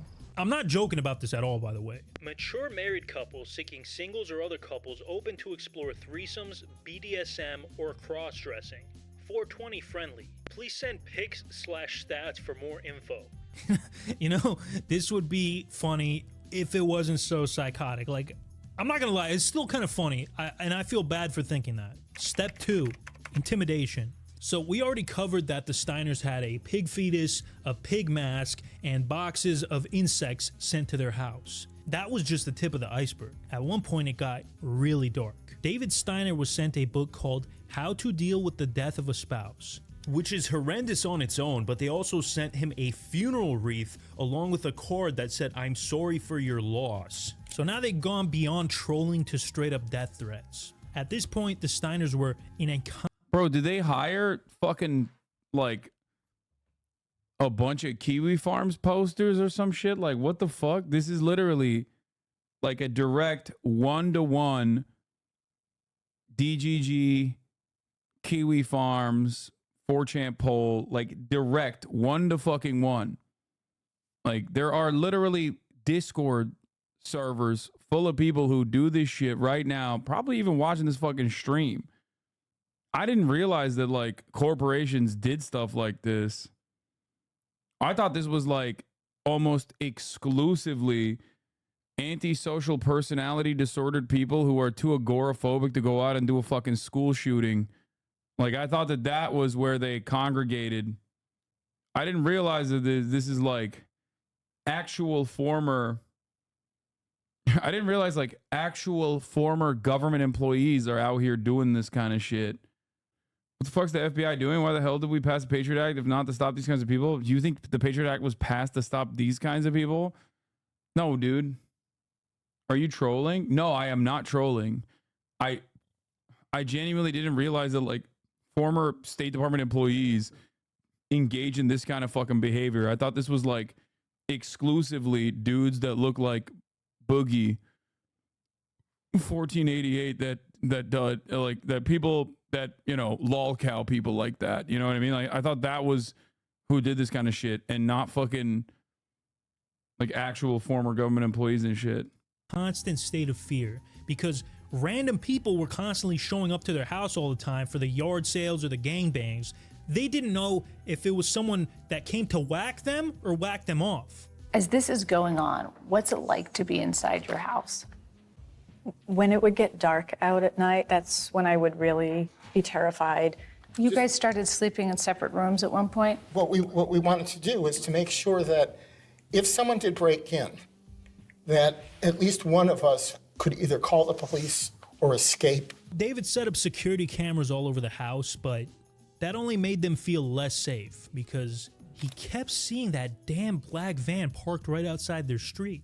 Step 3, defamation. Another thing they did was sent the most vile, hardcore pornographic magazines to the Steiners' neighbors with their names on it. Things like Hustler, Barely Legal, Eye-Popping 18-Year-Olds, and Femboy Bussy Madness. Jim Baugh later claimed that they never even sent that last one. Either way, now all of their neighbors thought they were degenerates. Step 4, stalking. Every time David or Ina would leave the house to get groceries or run some errands, one of Baugh's henchmen was following them at all times, always in the same black van with New York plates. They wanted to make sure that David knew he was being followed. Every time they called the police, the stalkers would disappear because they were monitoring the police radar so they knew when they were coming. Step 5, white knight. This personally turns it into like more of a professional operation. All the other stuff, mostly internet guys, but random trolls will do stuff like this, but they won't fucking take it to this level. At most, they'll like, you know, put your address on Craigslist and try to get other people to like other solicitors to come to your fucking house. That kind of shit. They won't personally ever leave their houses, especially when you're like monitoring police radars or monitoring like police radio. That's professional. Personally stalking a person and also monitoring the police radio to make sure that like you're not caught by the police while you're in the process of personally stalking a person. That's where the basement dwellers. That's what I would say separates the basement dwellers from the actual professionals. Once the Steiners were good and scared, eBay would reach out to them and offer to help. Then, when all the harassment magically went away, the Steiners would be so grateful. They would love eBay. They would only write articles about how great eBay was forever. And if that didn't work, there was a plan B. Oh wait, I almost forgot about Fidomaster. We'll come back to plan B in a minute. So, while Baugh's goons were out there terrorizing the Steiners, Jim himself was spending most of his time trying to identify Fidomaster. And he did this by catfishing him.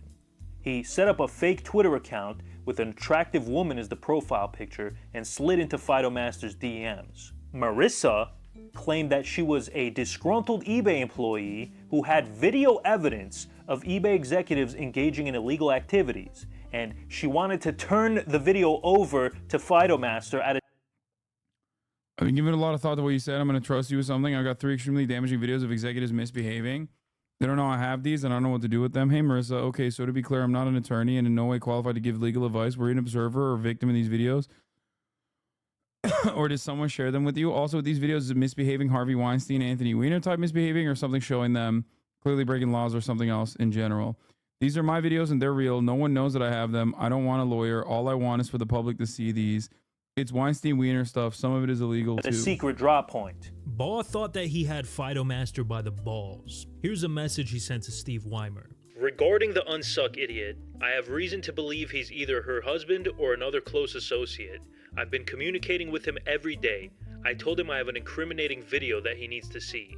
He bid on it hook, line, and sinker. I want to leave it at a hotel concierge for him. If I can get him to pick it up, his ass is mine. God only knows what was on these tapes, but I can imagine it was CP or something else incriminating that they would use to blackmail Fidomaster. Well, luckily, he's no idiot and didn't fall for this, frankly, very obvious honeypot. Yeah, I don't want a lawyer. I just want to give you these videos. It's so funny because it's like, yeah, my husband is dead. I don't want love or a relationship. I just want sex. Like, bot behavior, okay? Straight up. The exact type of bot copywriting that will only dupe people in their weakest moments when they're their horniest, fapping, okay? Like, there is no way that you get duped by some shit like that unless you're literally got one hand on the fucking mouse and the other on your cock and you're just ripping it. scheme. I don't know about you guys, but if an attractive woman ever messages me out of the blue, I'm immediately assuming it's a federal agent. So his true identity was never discovered, and he was spared from the torture that the Steiners were going through. Which brings me back to Plan B, which is the most terrifying part of this whole video. While the whole harassment campaign was going on, Devin Wenig was conveniently on sabbatical in Europe, which I'm sure is just a coincidence and definitely not a thinly veiled attempt at plausible deniability. Weimer wanted to take care of e-commerce bites before he got back from the sabbatical, but they were already running out of time. It had been 2 weeks, and the Steiners were still writing about eBay. That's when Plan B came into effect. What's Plan B? Plan B was basically ordering a hit on the Steiners. No! You see, Baugh's employees were mostly former military or police, and they were completely loyal to him. That's why his department has been referred to in court documents as eBay's internal army. So he had these two guys. Bro, what is going on in this fucking country? Oh my God, bro. Someone said Eddie would never. No, definitely not. What the absolute fuck is happening in this nation, bro? Why is this allowed? Like, I thought this was like some Pinkerton shit. You know what I mean? I thought this was like in the rear view mirror as far as like American history goes. I didn't realize motherfuckers were like, no, we got assassins, bro. We got assassins working under our ranks. Like, let's go do some shit. I don't believe there isn't any way that people like Elon Musk isn't doing shit like this. Yeah. Oh my God, I forgot about Elon Musk. Oh my God. Oh.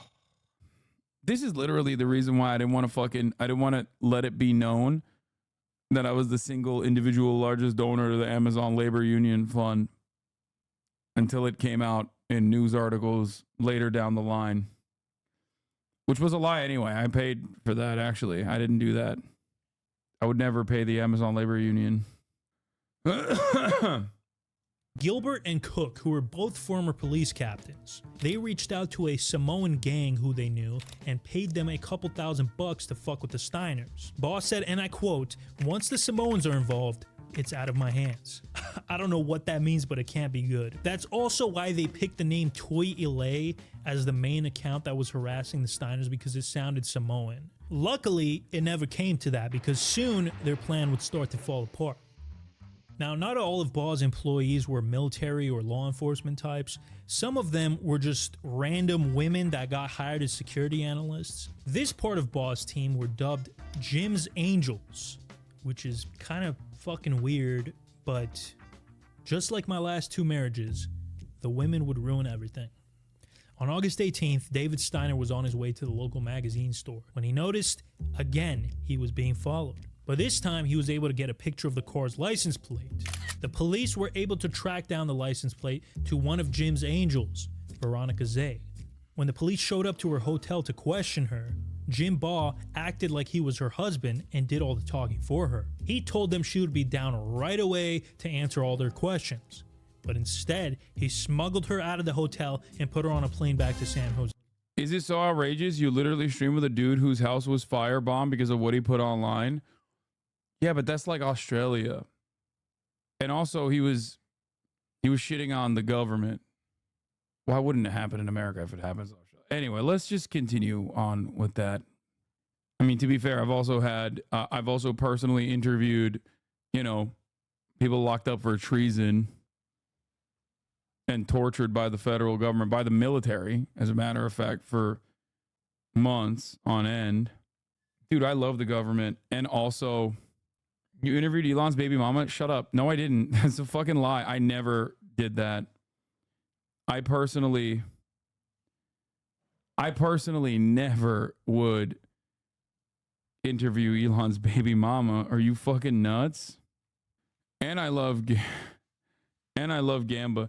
You're paranoia maxing right now? I mean, I'm not paranoia maxing because like everything that I've seen here, to a certain degree, I have definitely experienced, except, all right. Did you leave one extra? Thank you. Huge mistake. As soon as she crossed state lines, this went from a small town mystery to a federal matter. Now the whole eBay crew knew the shit was hitting the fan and they had to go into damage control mode. Gilbert, the former police chief, called the Steiners to offer eBay support as part of the White Knight strategy, but they weren't really as receptive as he thought. As soon as he hung up the phone with the Steiners, Gilbert called Natick PD and tried to convince them that the Steiners were actually insane and this whole situation was an elaborate hoax to make eBay look bad. A couple days later, the FBI discovered that the deliveries sent to the Steiners were paid for with gift cards purchased at a Safeway in San Jose, just a few miles from eBay headquarters. These people must be stupid or something. I thought they were like master strategists, but I guess not. To be fair, I think that like at a certain point there's always going to be a paper trail. They just personally didn't think that. Like, I'm thinking of how that could go about that to make it untraceable. But like at a certain point, you have to recognize that like there is going to be a paper trail. Like they literally had a physical car. The only way to get around that, like you can't personally hire the services of someone or personally engage in physical stalking without you can't do all of that without like leaving some sort of paper trail or some sort of physical trail. You know what I mean? It's gonna happen. An investigator called the Safeway and asked for the security footage from when the gift card was purchased. Gilbert found out about this and he tried to use his connections to the local police to give the wrong footage to the feds, but they didn't. Meanwhile, back at eBay headquarters, they were having a party. A shredding party. They were destroying documents, deleting messages, and coming up with cover stories for when the FBI inevitably came after them. As soon as the FBI probe became public, Wenig immediately denied any wrongdoing and stated there was no direction, no knowledge, no private understanding, no tacit approval, ever. Weimer also told the press he would, quote, never condone or participate in any of these activities. You sure about that? Despite their best efforts to stonewall the investigation, everyone involved in the conspiracy was criminally charged. Well, almost everybody. Let's see what happened to our goofy cast of characters, starting with the lowest ranking employee up to the CEO himself. Veronica Zay pleaded guilty almost immediately, and she was the most cooperative with the investigation. From what I gathered, she was the most innocent of all these people. It seemed like she was kind of coerced into this whole thing by Jim Vaugh, who by all accounts was a scary dude, and his whole operation has been described as cult-like. For years, Baugh engaged in a pattern of breaking down the analysts, firing them without cause, and creating a toxic work environment. He would also show the analysts graphic videos like one of a car crash that was on fire and surrounded by severed limbs and a decapitated head. But I think the most psychotic thing of all is he insisted that his employees refer to him as Dad. That's not to excuse her actions or anything, but it seemed like she genuinely felt bad about what she did. 2 years probation. Stephanie Stockwell, another one of Jim's angels. She was basically Veronica's immediate manager, still pretty low on the totem pole. 24 months probation. Brian Gilbert, former police captain and senior manager of special operations. Still awaiting sentencing as of 2024. Philip Cook, the other former police captain who worked with Gilbert. 18 months in prison, followed by 3 years probation. Let's go. Stephanie Pop was eBay's senior manager of global intelligence. Her role in the scheme was sending all of those psychotic and threatening messages to Ina Steiner. 13 months in prison. David Harville, eBay's director of global resiliency. He was Baugh's right-hand man. 2 years in prison, 2 years probation, and a $40,000 fine. Jim Baugh, 57 months in prison, 2 years supervised release, and a $40,000 fine. No, that's not nothing, bro. Are you kidding me? For fucking corporate espionage, corporate cyber stalking, like, I'll take it. I just want to know what happened to the executives who were directly involved. Chat, there are executives that were directing this. Let's see what happened to them. Wendy Jones, senior vice president of global operations. She was actually Jim Baugh's boss and was the highest ranking member of this whole conspiracy other than Weimer and Wenig. She was never criminally charged and continued to work for eBay until December. Are you fucking kidding me, bro? Are you fucking joking? That's insane. That is fucking unimaginable, dude. Oh my god. Oh my fucking god. So they got all the fucking lower level people and Bro, oh my fucking God. Oh my God. That's so awesome. That's America, baby. Hey, just don't do it again, okay? 2020 before receiving an $11 million severance pay. Today, she's a board member at Prudential Financial. Steve Weimer is now... No, they did mention that they sent them spiders and cockroaches in the mail. He did mention that. Now the CEO of the Boys and Girls Clubs of Silicon Valley, which is amazing. This is definitely a man who should be working with children. The Boys and Girls Club's chairman of the board said he was aware of what happened at eBay, but believed Mr. Weimer is a leader with integrity. And I don't know, maybe this guy's going off a different definition of integrity than I am. Oh my God. But I don't think that's the word I would use, necessarily. Now, you might think that Devin Wenig also got off scot-free, but you'd be completely wrong.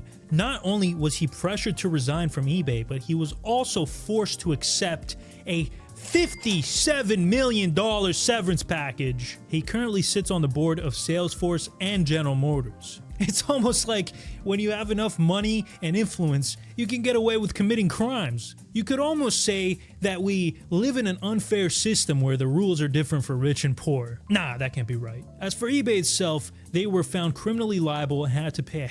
I think dudes who are operating the fucking troll servers, Discord servers, subreddits and whatnot should remember what happened to the lower level enforcers that actually followed on the desires of cyber stalking individuals. That's all I'm going to say. You know, maybe the executives don't get into fucking trouble at the end of the day. But if you're the one who is operating on the wishes of others and engaging in this sort of shit, perhaps you might get into trouble as well. I'm just saying. A hefty fine of $3 million. Plus, they had to promise to be good boys for 3 whole years. The Steiners made a public statement about all this on their website. We were targeted because we gave eBay sellers a voice and because we reported facts that top executives didn't like publicly laid bare. As of today, the Steiners have received no compensation for their permanent psychological damage, and they're currently suing eBay in criminal court, where I'm sure justice will prevail. God damn, eBay recently bought the card game selling website TCG Player and has been busting their unionization efforts. Jesus Christ. This was in many ways illuminating, very alarming. They did all this just to target some bloggers in 2019. They were probably the only people reading it. Yeah, it's pretty crazy. Yeah, Hasbro sent the Pinkertons after a Magic the Gathering YouTuber. I remember that one. Magic the Gathering publisher Wizard of the Coast sent Pinkertons after a leaker. And yeah, the dude hadn't even stole the cards. Like, they just fucked up and sent them unreleased cards. One of the letters from them. Hello, thanks for contacting eBay. We're actively working on. Unfortunately, we're unable to stop the top of the hour ad break unless you use. Oh my God, bro. Again, 452 again. I mean, I'll give it to you for the timing is off, but the effort posted. It's got production value, yes. Oh my Lord, bro. I do personally love the idea that like so many loyal foot soldiers that defend capitalism don't recognize how devastating this shit is, that like mega corporations can just like engage in this kind of very obviously criminal behavior. And the CEOs that are directing others to do this kind of like, you know, psychological torment, violence, right? Won't even get in trouble. And you're basically defending that structure.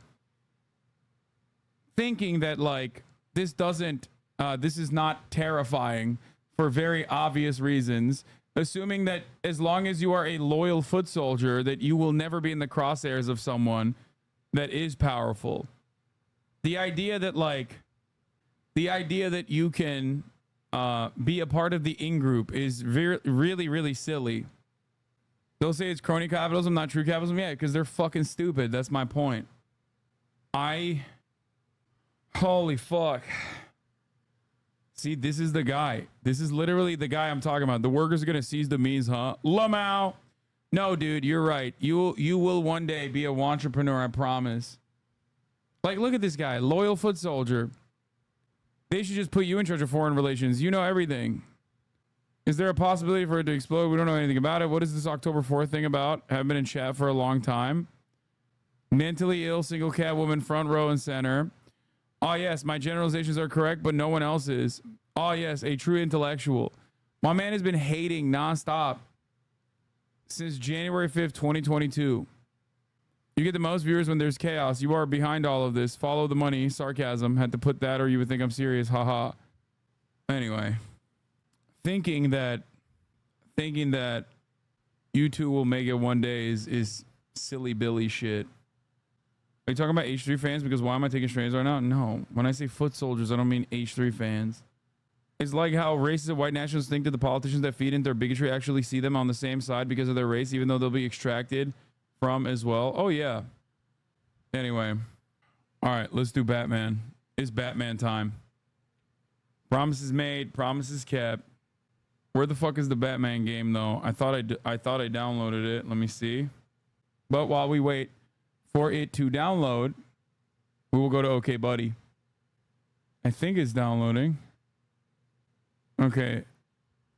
It's 10 gigs, very fast. Yeah, it'll download immediately. It's already like 10%. What happened to Disco Elysium? Did you finish it? No.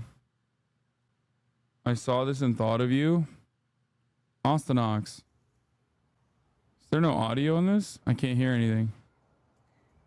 واخر شيء صرنا اصحاب انا والذئب. Bro, this dude's about to get eaten. He's about to get eaten. والرب يبارك الجميع. What the fuck's this guy doing?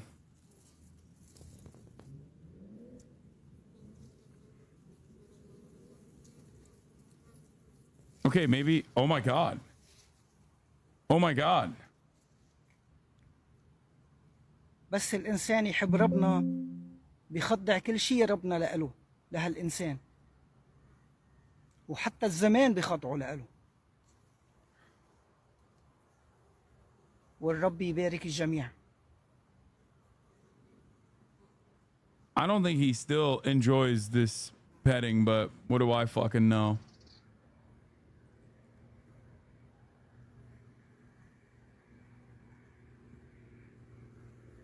Foxes are dogs with big cat energy. I don't know how to explain. Yeah.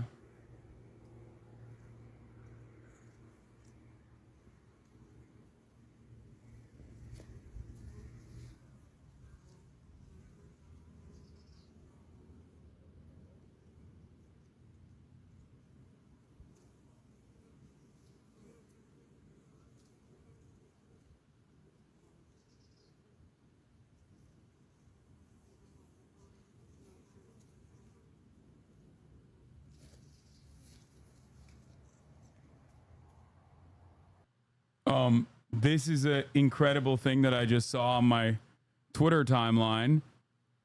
Question. I'm gathering an unhinged amount of clips from the last 3 months from Hassan. I have personal insults, community insults, and dragging and victim narratives from him. My question is, should I only be sticking to personal insults against Destiny, or should I use it all? Y'all need a life. I have one and enjoying it for the first time in a very long time. Thanks, though. They made spreadsheets, bro. Divorce compared, fan stalkers, context divorce, relationship divorce, wrong plus fooled followers, divorce compared, divorce, 25-minute rant about Destiny, community bad, Destiny versus Ben. Not realizing, bro, you're proving literally the fucking VOD notes. You were right when you said stuff like, this is the only thing keeping these people on this earth. If only you knew how fucking mentally unhinged this community is.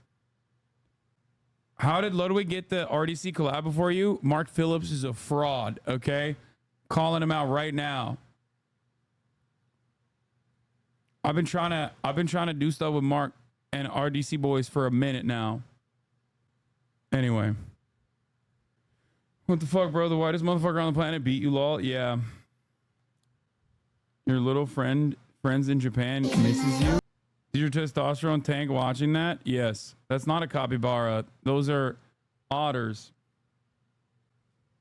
Anyway. Hassanix has stopped working? No, I'm just posting about it.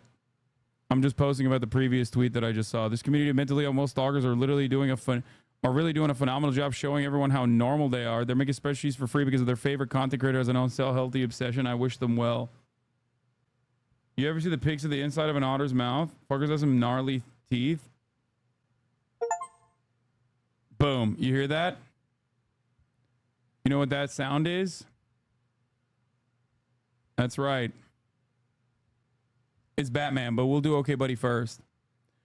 I've seen a lot of political posts recently, comments and submissions. Please stop. This is a meme subreddit. It's in the rules. I don't care if Hassan agrees with you. I don't care if I agree with you. Go to r/Hassan Piker. Okay. All right. Before we get into the Okay Buddy subreddit, though, first and foremost, and we are going to do Batman. We are going to do Batman in a second. Wait, I don't know where the new Reddit. Oh, here it is. I gotta go pee real quick.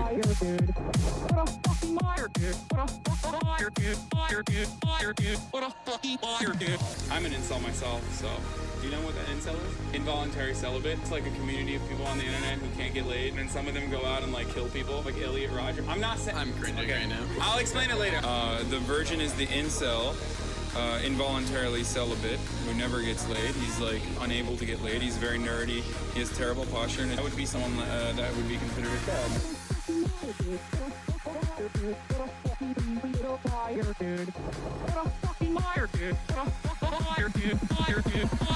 Holy shit, dude.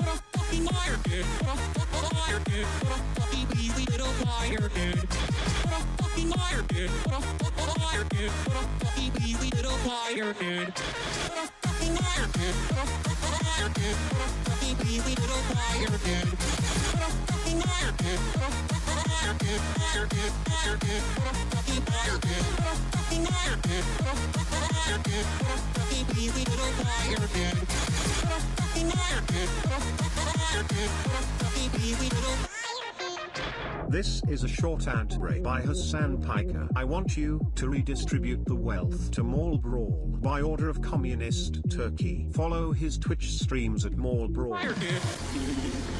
It's cool. There's like 8 sinks, so. I love crap. Wait, what the heck? Bro, what this? What that? What is this? I said I would clap the fucking shit out of Ben Shapiro's ass cheeks, dude. Oh, that's terrible. I'm gonna take that as a compliment. 16? Just kidding. Okay, bye.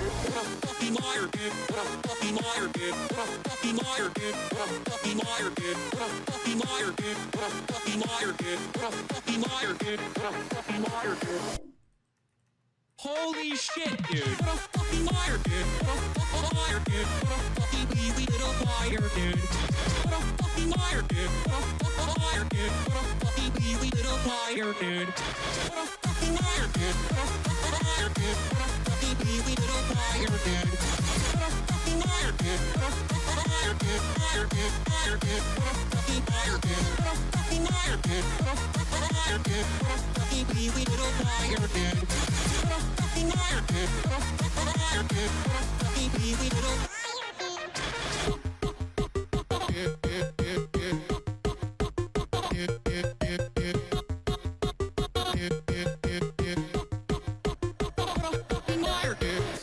That's right. Welcome to Okay Buddy, ladies and gentlemen. We haven't done this in a while. We haven't done the intro in a while. Hold on. I'm actually tweeting about... Wait, what? File wasn't available on the site. Can someone send me that Batman GIF again as well? I think it was Oliver who made it. Does anyone have that Batman GIF? Maybe he left because he's like, fuck you. You're not playing Batman. Who was that song actually about, though? Like, who's the liar he's talking about? Oh, come on, bro. No, he just linked it. All right, it worked. Thank you. Let's tweet that out. Did you ever say your final thoughts on The Walking Dead? It's awesome.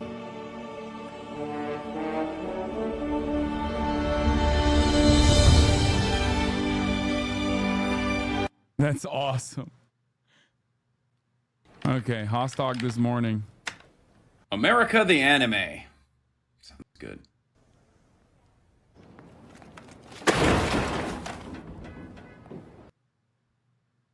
We only followed from Palestine. We don't know all your lore, brother.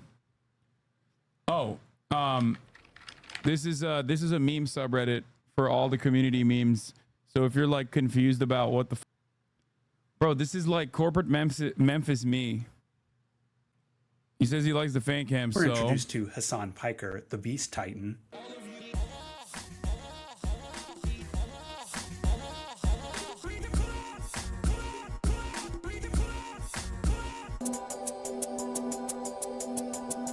what is this, dude? Oh, head size. Spitting straight facts. Thanks, man, for sending me your own fucking video that says stop watching Hasanabi. That's 6 minutes long and has 8 views so far. Make a 3-minute version of it. If it's good, we'll watch the whole thing. Oh, sorry, didn't see you there. I was doing a little bit of light reading. My name is Zinade, and I'm going to be... Okay, the Communist Manifesto is literally light reading. For the record. Going over why you should unfollow and unsubscribe to Hassan D. Piker and subscribe to me, Zinade. Is this satire? Absolutely not.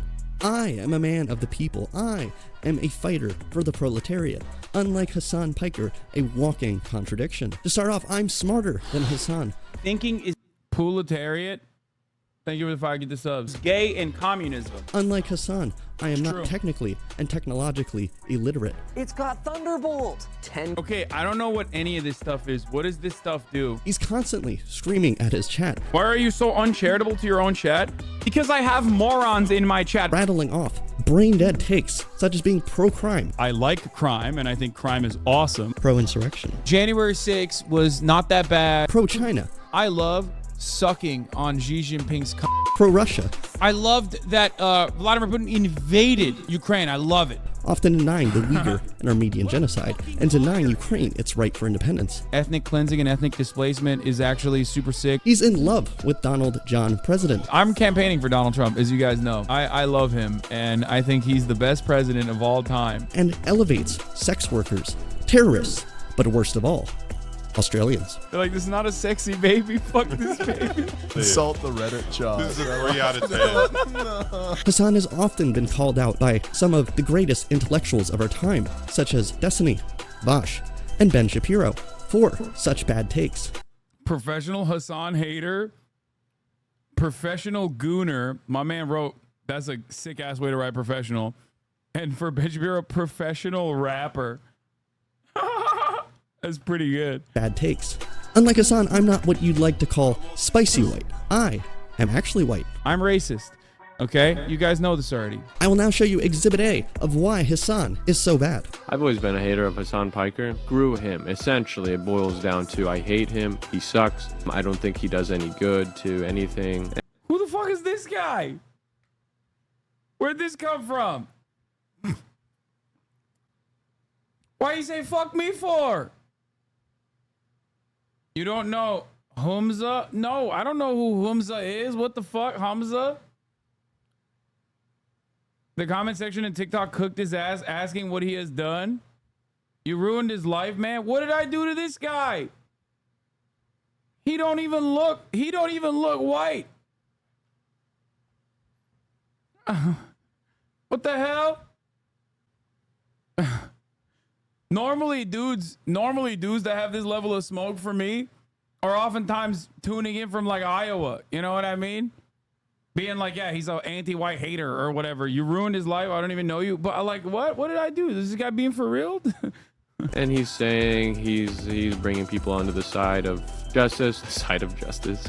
Because at its core, he's preaching something that he's not doing. He's making a cajillion dollars from preaching socialism.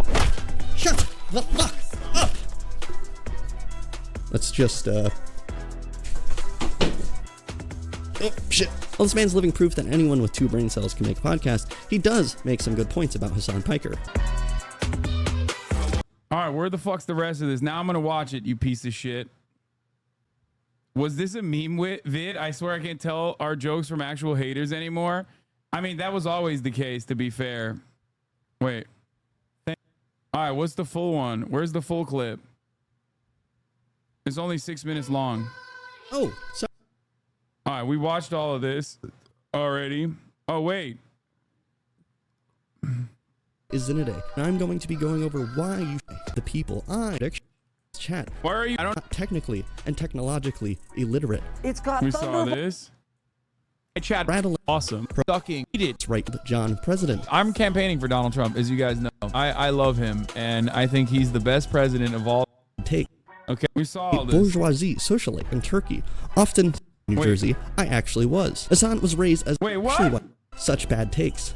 Unlike Hassan, I'm not what you'd like to call spicy white. I am actually white. I won't watch your 6-minute video, end up watching 9 minutes of video. No, I said, if you make a meme video and it's good, keep it under 3 minutes and post it on OkBuddy, and we'll watch it on OkBuddy. And if it's funny, like, make a teaser about it. I didn't realize he was gonna make a 3-minute fucking video version of it.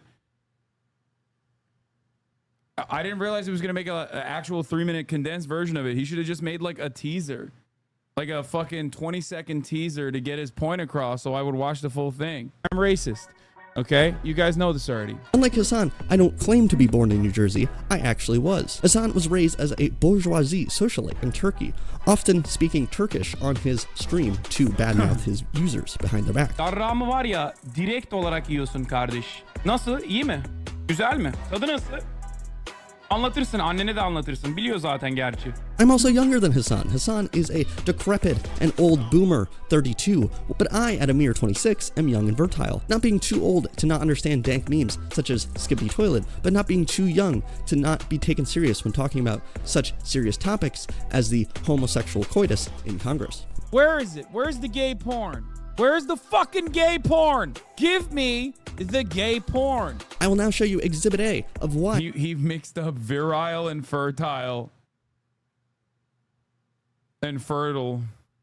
Hassan is so bad. I've always been a hater of Hassan Piker. Grew him essentially. We saw this part already. Also 6'5", 225 pounds, and beautiful. Which wait, what the fuck? This guy's awesome. Never mind, I take it back. This guy can hate on me as long as he says I'm 6'5", which I'm not. I'm 6'4", and then he says that I'm 225 pounds, which I'm not. I'm 238 as of today. But like, you know, I'll take it. I want to be 225 again. Yeah, hell yeah, dude. Also doesn't help me. He just has it all. Shut the fuck up. Let's just shit. Well, this man's living proof that anyone with 2 brain cells can make a podcast. He does make some good points about Hassan Piker. Unlike Hassan Piker, I do not live in a mansion in LA. Rather, I live in poverty and squander. Bro's doxing me. As you can see, Hassan has made his millions off the backs of his followers and subscribers, selling them garbage merch, while I sell high-quality cologne. Aesthetic cologne, get yours below at realaroma.shop. Hassan is a living contradiction, living in LA, calling himself a self-described communist, while also owning and shooting firearms. In the United States of America, we have sexual intercourse with our guns. He's been rich his entire life and made his career off the back of his uncle. I have no career at all. Hassan is a tall and handsome 6'11", while I am the everyman's height of 4'10" and 300 pounds, fitting perfectly in Japanese drip. Hassan can't dress for shit, and I really can't either. But unlike Hassan, who self-describes himself as extremely fuckable on his podcast, I wear this green mask so that you, the viewer, can imagine yourself being as sexy as I. If you're a gay man and he's straight women, I would win. Awesome. You think he would be able to fuck more straight women than I could gay men? Yes. You thank your lucky stars I'm not gay. Because if I was, I would out you under the table. You would have no more twinks left. Dude, listen, this is a homophobic space, all right? I'm an enemy to the LGBTQ plus community. I am not I'm convinced there's got to be like at least 10,000 to 20,000 motherfuckers out there who have just seen me do my fucking dry ass sarcastic bits because I spend every waking moment outside of the 10-second clips just, you know, advocating for the exact opposite thing. There has to be at least 10,000 to 20,000 people on the planet right now that just unironically think I'm like a homophobic, Donald Trump supporting, like right-wing asshole. The problem is it's never the right-wingers. Like, I wish it was right-wingers who saw that and, much like Stephen Colbert, didn't realize the fucking satire and started following me, only to be secretly bread-pilled. It's always T-Pain and other people who think I'm a fucking Trump supporter and shit. An ally. Also, unlike Hassan, my brain has not been rotted by Twitter. As you can see, I have almost no followers and barely use the platform. Hassan has risen to ever-expanding popularity and is too connected, refusing to call out other content creators for their bullshit. I have no problem with this and will create enemies with everyone on the internet. Hassan... Dude, that was such overcooked garbage. Do you guys remember the Pokimane shit? Where I literally said, of course it's overpriced, is called the streamer tax. But the only reason why people are hyper focusing on this is because it's Pokimane. And motherfuckers literally were like, Hassan thinks if you don't eat Pokimane's cookies, like, you will get shot. Like, it was insane. For like an entire week, people were just like, fuck this guy. Socialist, by the way. Was wild. I'll never understand streamer drama, man. I mean, any relatively innocent, relatively tame thing. Hold on, sorry, Ryan Grimm. I was texting Ryan Grimm. Meanwhile, Ninja is selling milk or some shit now. Yeah. The fact that a title like the Pokemon Cookie Drama Explained needs to exist at all is proof of how far we are from God's light. Yes. Do you have another mic on or something? Oh my God, I do. Damn. The audio pervert. The audio perverts fucking. The audio perverts were right. Every influencer sells products that are overpriced. Is not new. I know. It's so strange. Dudes be fucking wearing like Indonesian made t-shirts that they bought for like $80 fucking because their favorite, because like Tfue is selling it or whatever. And then while they're wearing that, without a fucking shred of irony, be like, yeah, fuck Pokimane, fuck her. It's like, what are you talking about, dude? Just don't fucking buy it. What the hell? To be fair, you never said audio perverts were wrong, just fucking annoying. True. Call out other content creators for their bullshit. I have no problem with this and will create enemies with everyone on the internet. Hassan constantly is stealing content and making money off the backs of others' work while I don't work at all. Hassan may even be reacting to this video right now with riveting commentary such as, okay, and what the fuck, dude? What a fucking liar. That bullshit had like 90,000 likes on Twitter during the middle of Gaza being bombed. Who the fuck cares that much about cookies? Literally people who desperately were looking for new content to cut but didn't want to talk about Gaza. That's who. But I don't even know if that happened during the Gaza stuff.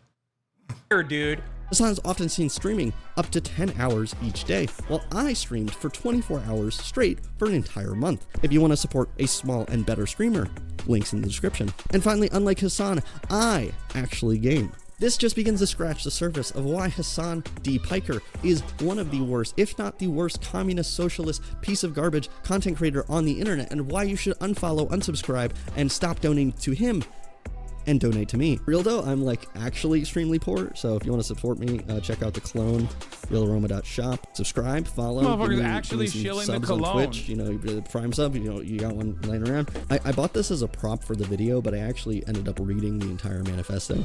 I don't think I ever have before. Riveting. It is light reading, bro. It's a pamphlet. It was designed specifically. It's not like dense like Das Kapital is. It is designed with the specific purpose of like being able to just pick it up and read it, which is pretty good. I hope you learned some good lessons from it. Stuff. Riveting. It's like $3 on Amazon. I can't tell if this is embarrassing and cringy or in good taste. not just this, but like the whole video. Anyway, Hassan, love you. Hope you can take a joke. And I will see you guys. I can't take a joke. I'm mad. No, I'm kidding. This is pretty good. Good job. I wish this content creator all the best. So with satire, yeah, no shit. Dude, I swear to God, people are too fucking dense for jokes. Like, not even nowadays, just in general. It was pretty good. Good stuff. I'm glad he made a short version of it and condensed it so we could watch it. Celebrating Jersey's favorite son and contribute to a thirst talk at the same time. Word on the streets, you're a charmer. Am I? Yeah. That's what Really? people say. Yeah. That's crazy.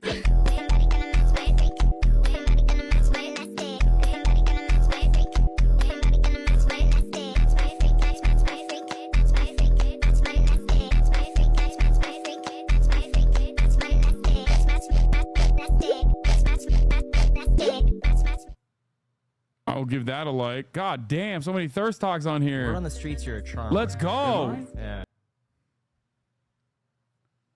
Dude, thirst talks are taking, word on the street is thirst talks are taking TikTok by storm. His worst experience in bed, what is this? Tell me about the worst sex you've ever had. At first, she thought she could eat my ass. Okay. And then that ass started farting. And she was like, oh God. Tell me about the worst. What the fuck? Park Jung, don't do this. The one and true king of the online left. Thank you for making my head normal size, by the way, on this.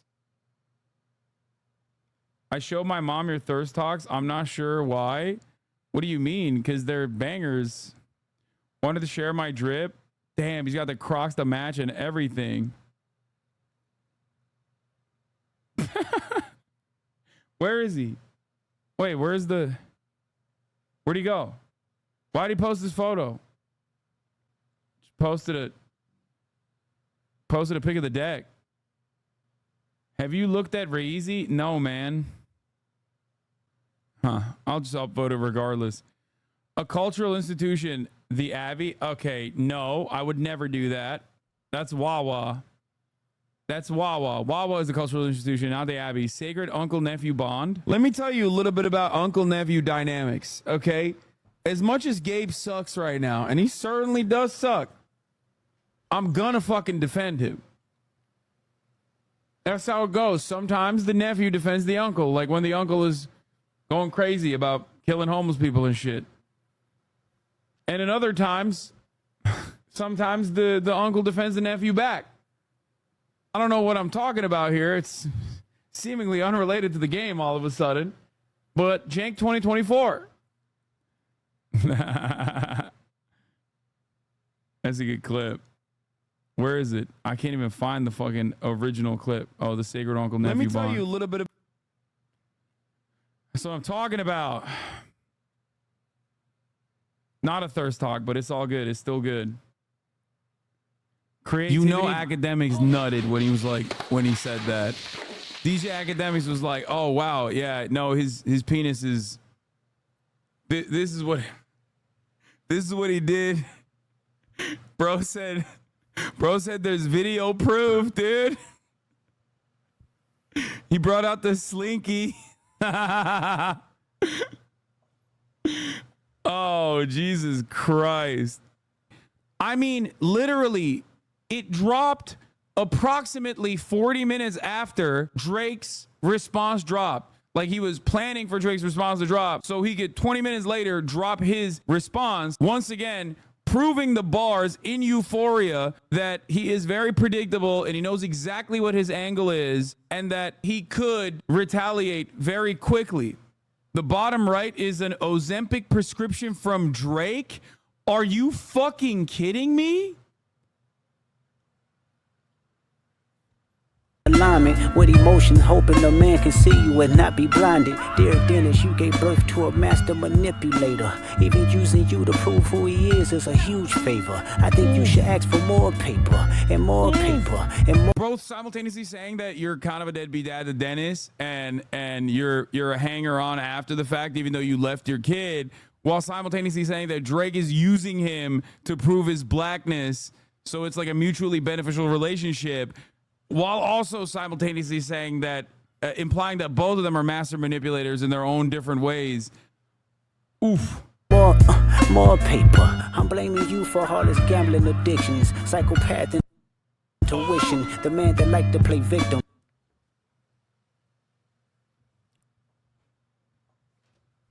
You raised the... No! was right. I was right. But see, Precock Piker strikes again. But see, Hints Hall Hasanabi cover of Macklemore. I'm not going to do this again. We've already listened to this a million times. you have to honk, if and sometimes they don't get in, so you kill them.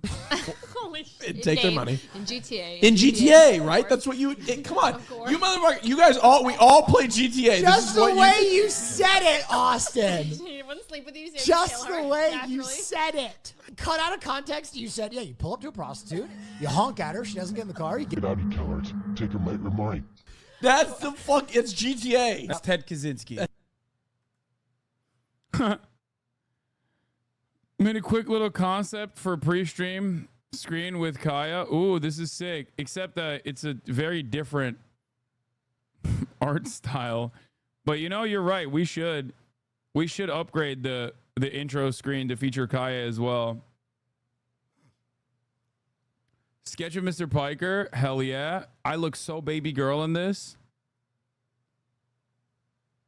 I am an 11-year-old Blasian girl. Okay. Triggs. That was some real cutie pie shit right there. Okay. I don't know who the you are. Step in Time Palestine. I found this on X. I did not make it. Wait, what?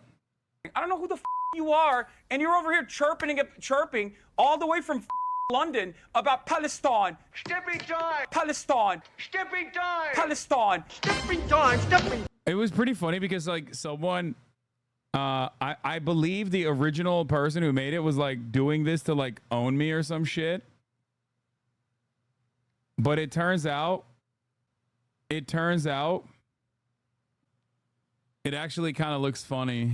Time, come on, mighty Palestine. Stepping time, stepping time, stepping time, stepping time. Never need a reason, never need a rhyme, stepping time. Palestine. Get your knees up, stepping time. Get your knees up, stepping time. Never need a reason, never need a rhyme. Get your knees up, Palestine. Stepping time, stepping time, stepping time, stepping time. Never need a reason, never need a rhyme, stepping time. Palestine. Get your knees up, stepping time. Get your knees up, stepping time. Never need a reason, never need a rhyme. Get your knees up, Palestine. It's the only time British people have been funny outside of Monty Python. Or Armando Iannucci. Finally got to make some Samurai Azan fan art. Oh my god. Oh my god. Yo, this is incredible. Also, that collar, that rope collar goes so fucking hard. I need that for Kaya now. Oh my lord, this shit is so fire. Yo. This clip made it on Pierce's show, by the way. He literally featured it. He did. Who broke it? So, who broke it? I'm not mad. I just want to know. I did. I broke it. No, you didn't. Tom? Don't look at me. Look at Ben. What? I didn't break it. Huh, that's weird. How'd you even know it was broken? Because it's sitting right in front of us and it's broken. I don't know why the audio is doubled. Suspicious. Shut up. No, it's not. If it matters. Probably Well, not, but there you go. April was the last one to use it. Liar, I don't even drink that Now crap. it's no longer Oh, really? doubled. Then what were you doing by the coffee cart earlier? I used the wooden stirrer to push back my cuticles. Everyone knows that. Okay, Wait, let's not where fight. is I it? broke No, it. Let me it's pay not. for it. Where is it No. playing? Who broke it? Where is it playing? Ron, Don has been awfully quiet. Really? Yeah, really. I broke it. It burned my hand, so Where is it playing? Bro, new Reddit is ass, bro. That was crazy. So, who broke it? Stirrer to push back my cuticles. Everyone knows that. Okay, let's not fight. I broke it. Let me pay for it, Ron. No. Who broke it? Ron, Don has been awfully quiet. Really? Yeah, really. I broke it. It burned my hand, so I punched it. I predict 10 minutes from now, they'll be at each other's throats with war paint on their faces and a pig head on a stick. Good. It was getting a little chummy around here. That's sick. I like the creepy art style. Like it looks like a 90s click. Like a 90s detective game where you like point and click. Fan art as a Metal Gear Solid character. Okay, well, that's gone. But upvotes to you regardless. Baby with the blick. Fine.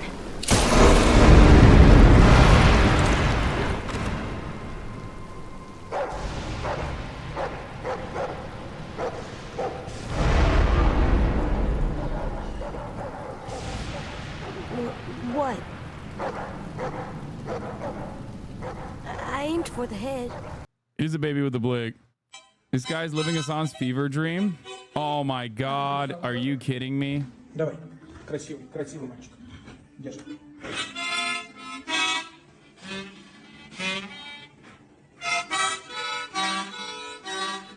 Какие красивые ноги.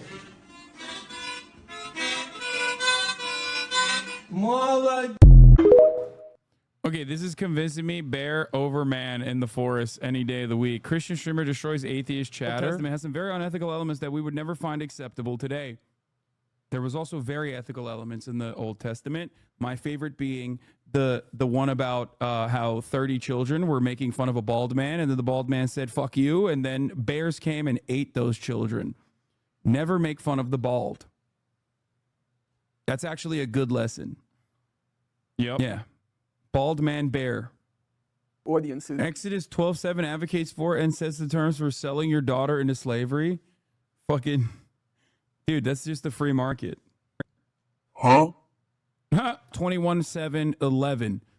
When a man sells his daughter as a slave, she will not be freed at the end of 6 years as the men are. If she does not satisfy her owner, he must allow her to be brought back again. But he is not allowed to sell her to foreigners, since he is the one who broke the contract with her.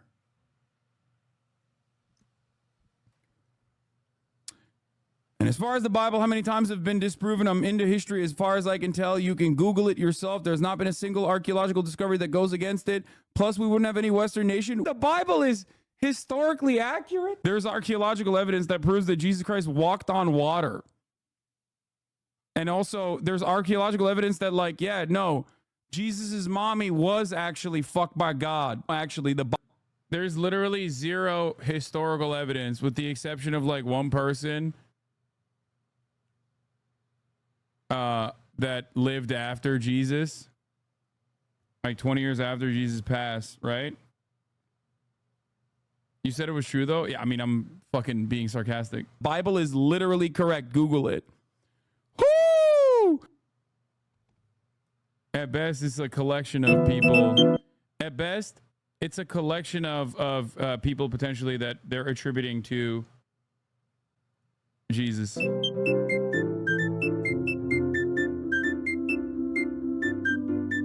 My Maoism is intensifying.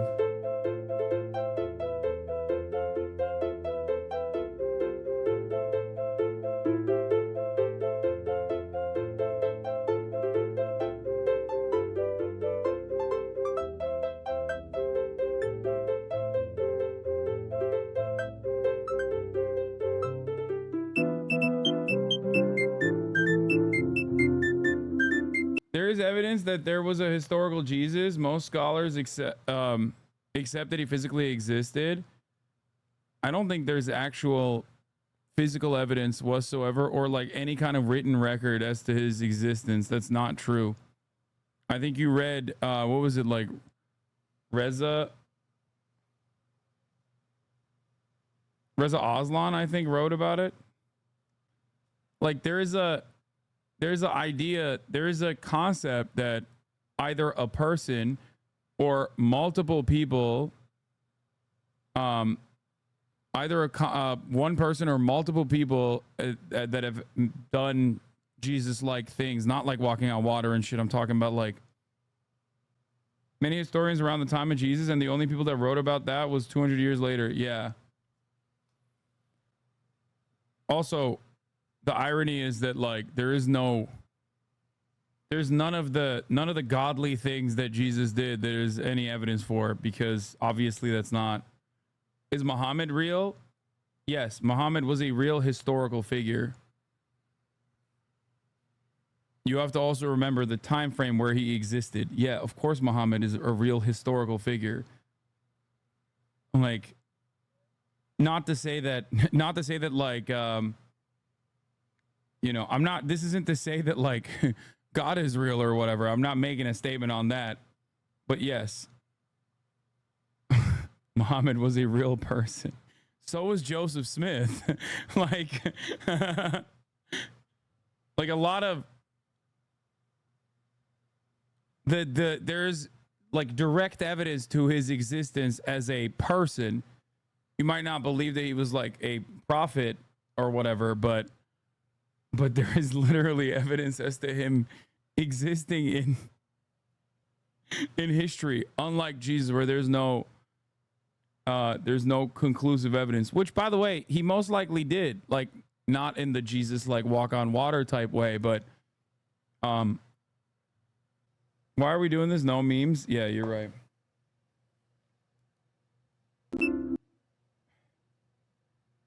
Virtually every historian accepts that Jesus was a historical figure. You're straight up wrong on this. Okay, now I want to look this up. Oh my God, that's the first thing that came up. Virtually all scholars of antiquity accept that Jesus was a historical figure, and the idea that Jesus was a mythical figure has been consistently rejected by scholarly consensus as a fringe theory. Scholars differ about the beliefs and teachings of Jesus as well as the accuracy of the biblical accounts, with only two events being supported nearly universally: that Jesus was baptized and Jesus was crucified. Reconstructions of the historical Jesus are based on Pauline epistles. Yeah, the problem is that the epistles of Paul came long after Jesus had existed. Like there is no, I don't think there was anyone at the time, even though there were there were people logging shit at the time. Epistles. Oh shit, we're doing r/atheism. He existed, but where the fuck is the evidence, bro? No. Anyway, ultimately, this Wikipedia is very contested, by the way. You need to be a little bit more academically rigorous here if you want to dispute this, I think. I mean, I personally don't give a shit one way or the other. So, like, I literally don't care. I'm not, like, trying to have a r/atheism debate at all.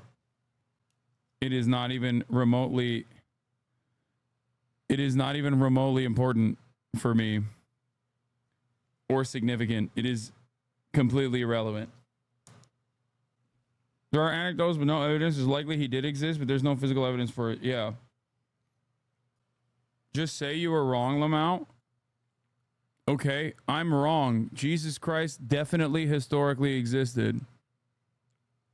I am so sorry for saying that there is no physical evidence for Jesus Christ's existence, which is true. And as far as I understand,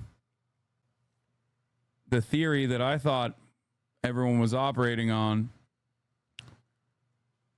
was that there could have been a person that was attributed, like there could have been a historical person that people now understand as Jesus, or maybe even multiple different people and their actions being attributed to. No shit, you literally know nothing on the subject, just projecting your bias. The apostles were first-hand accounts of Jesus' existence. The Bible is the evidence, Lamau. No shit. Are you okay? Okay, I'm about to sick the rabid atheists on all of you fucking Christ cucks in the chat. The Bible is the evidence? I just said there's no historical evidence as to Jesus Christ's existence from that time frame as like one singular person from firsthand accounts during that time, and you pointed to the fucking Bible as historic evidence. Hassan is taking chat to church on Sunday. Let's go, brother. The Roman literature of the time mentions them philosophers. I study that. The book was written a long time ago. Why do you think you know better than the people who saw the things happening? Because they wrote it after long after historical Jesus's passing.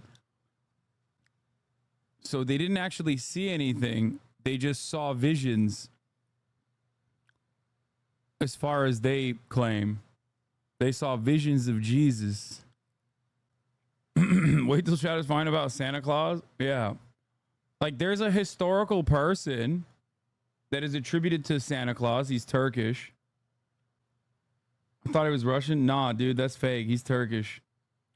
So is Jesus, actually. Fuck it. Here it comes. Turkey made everything. Yeah, it's true. Can't believe I've ever given a fucking dub to the r/atheism dipshits in the chat. The first gospel was written 30 years after his death by a man that never knew him. In the last 100 years after his death, it would be like trying to write a biography of Einstein today without the benefit of any of the books or documentaries and just going off the word on the street. That's what I thought too, but maybe I'm wrong. I don't know. Ban appeals meme. Oh, oh shit, we're back. We looked at everything. Oh my God, what a perfect fucking ending point. I automatically, in the most Reddit fashion possible, started debating about historical Jesus because the Reddit time had been done. Damn, this guy's good.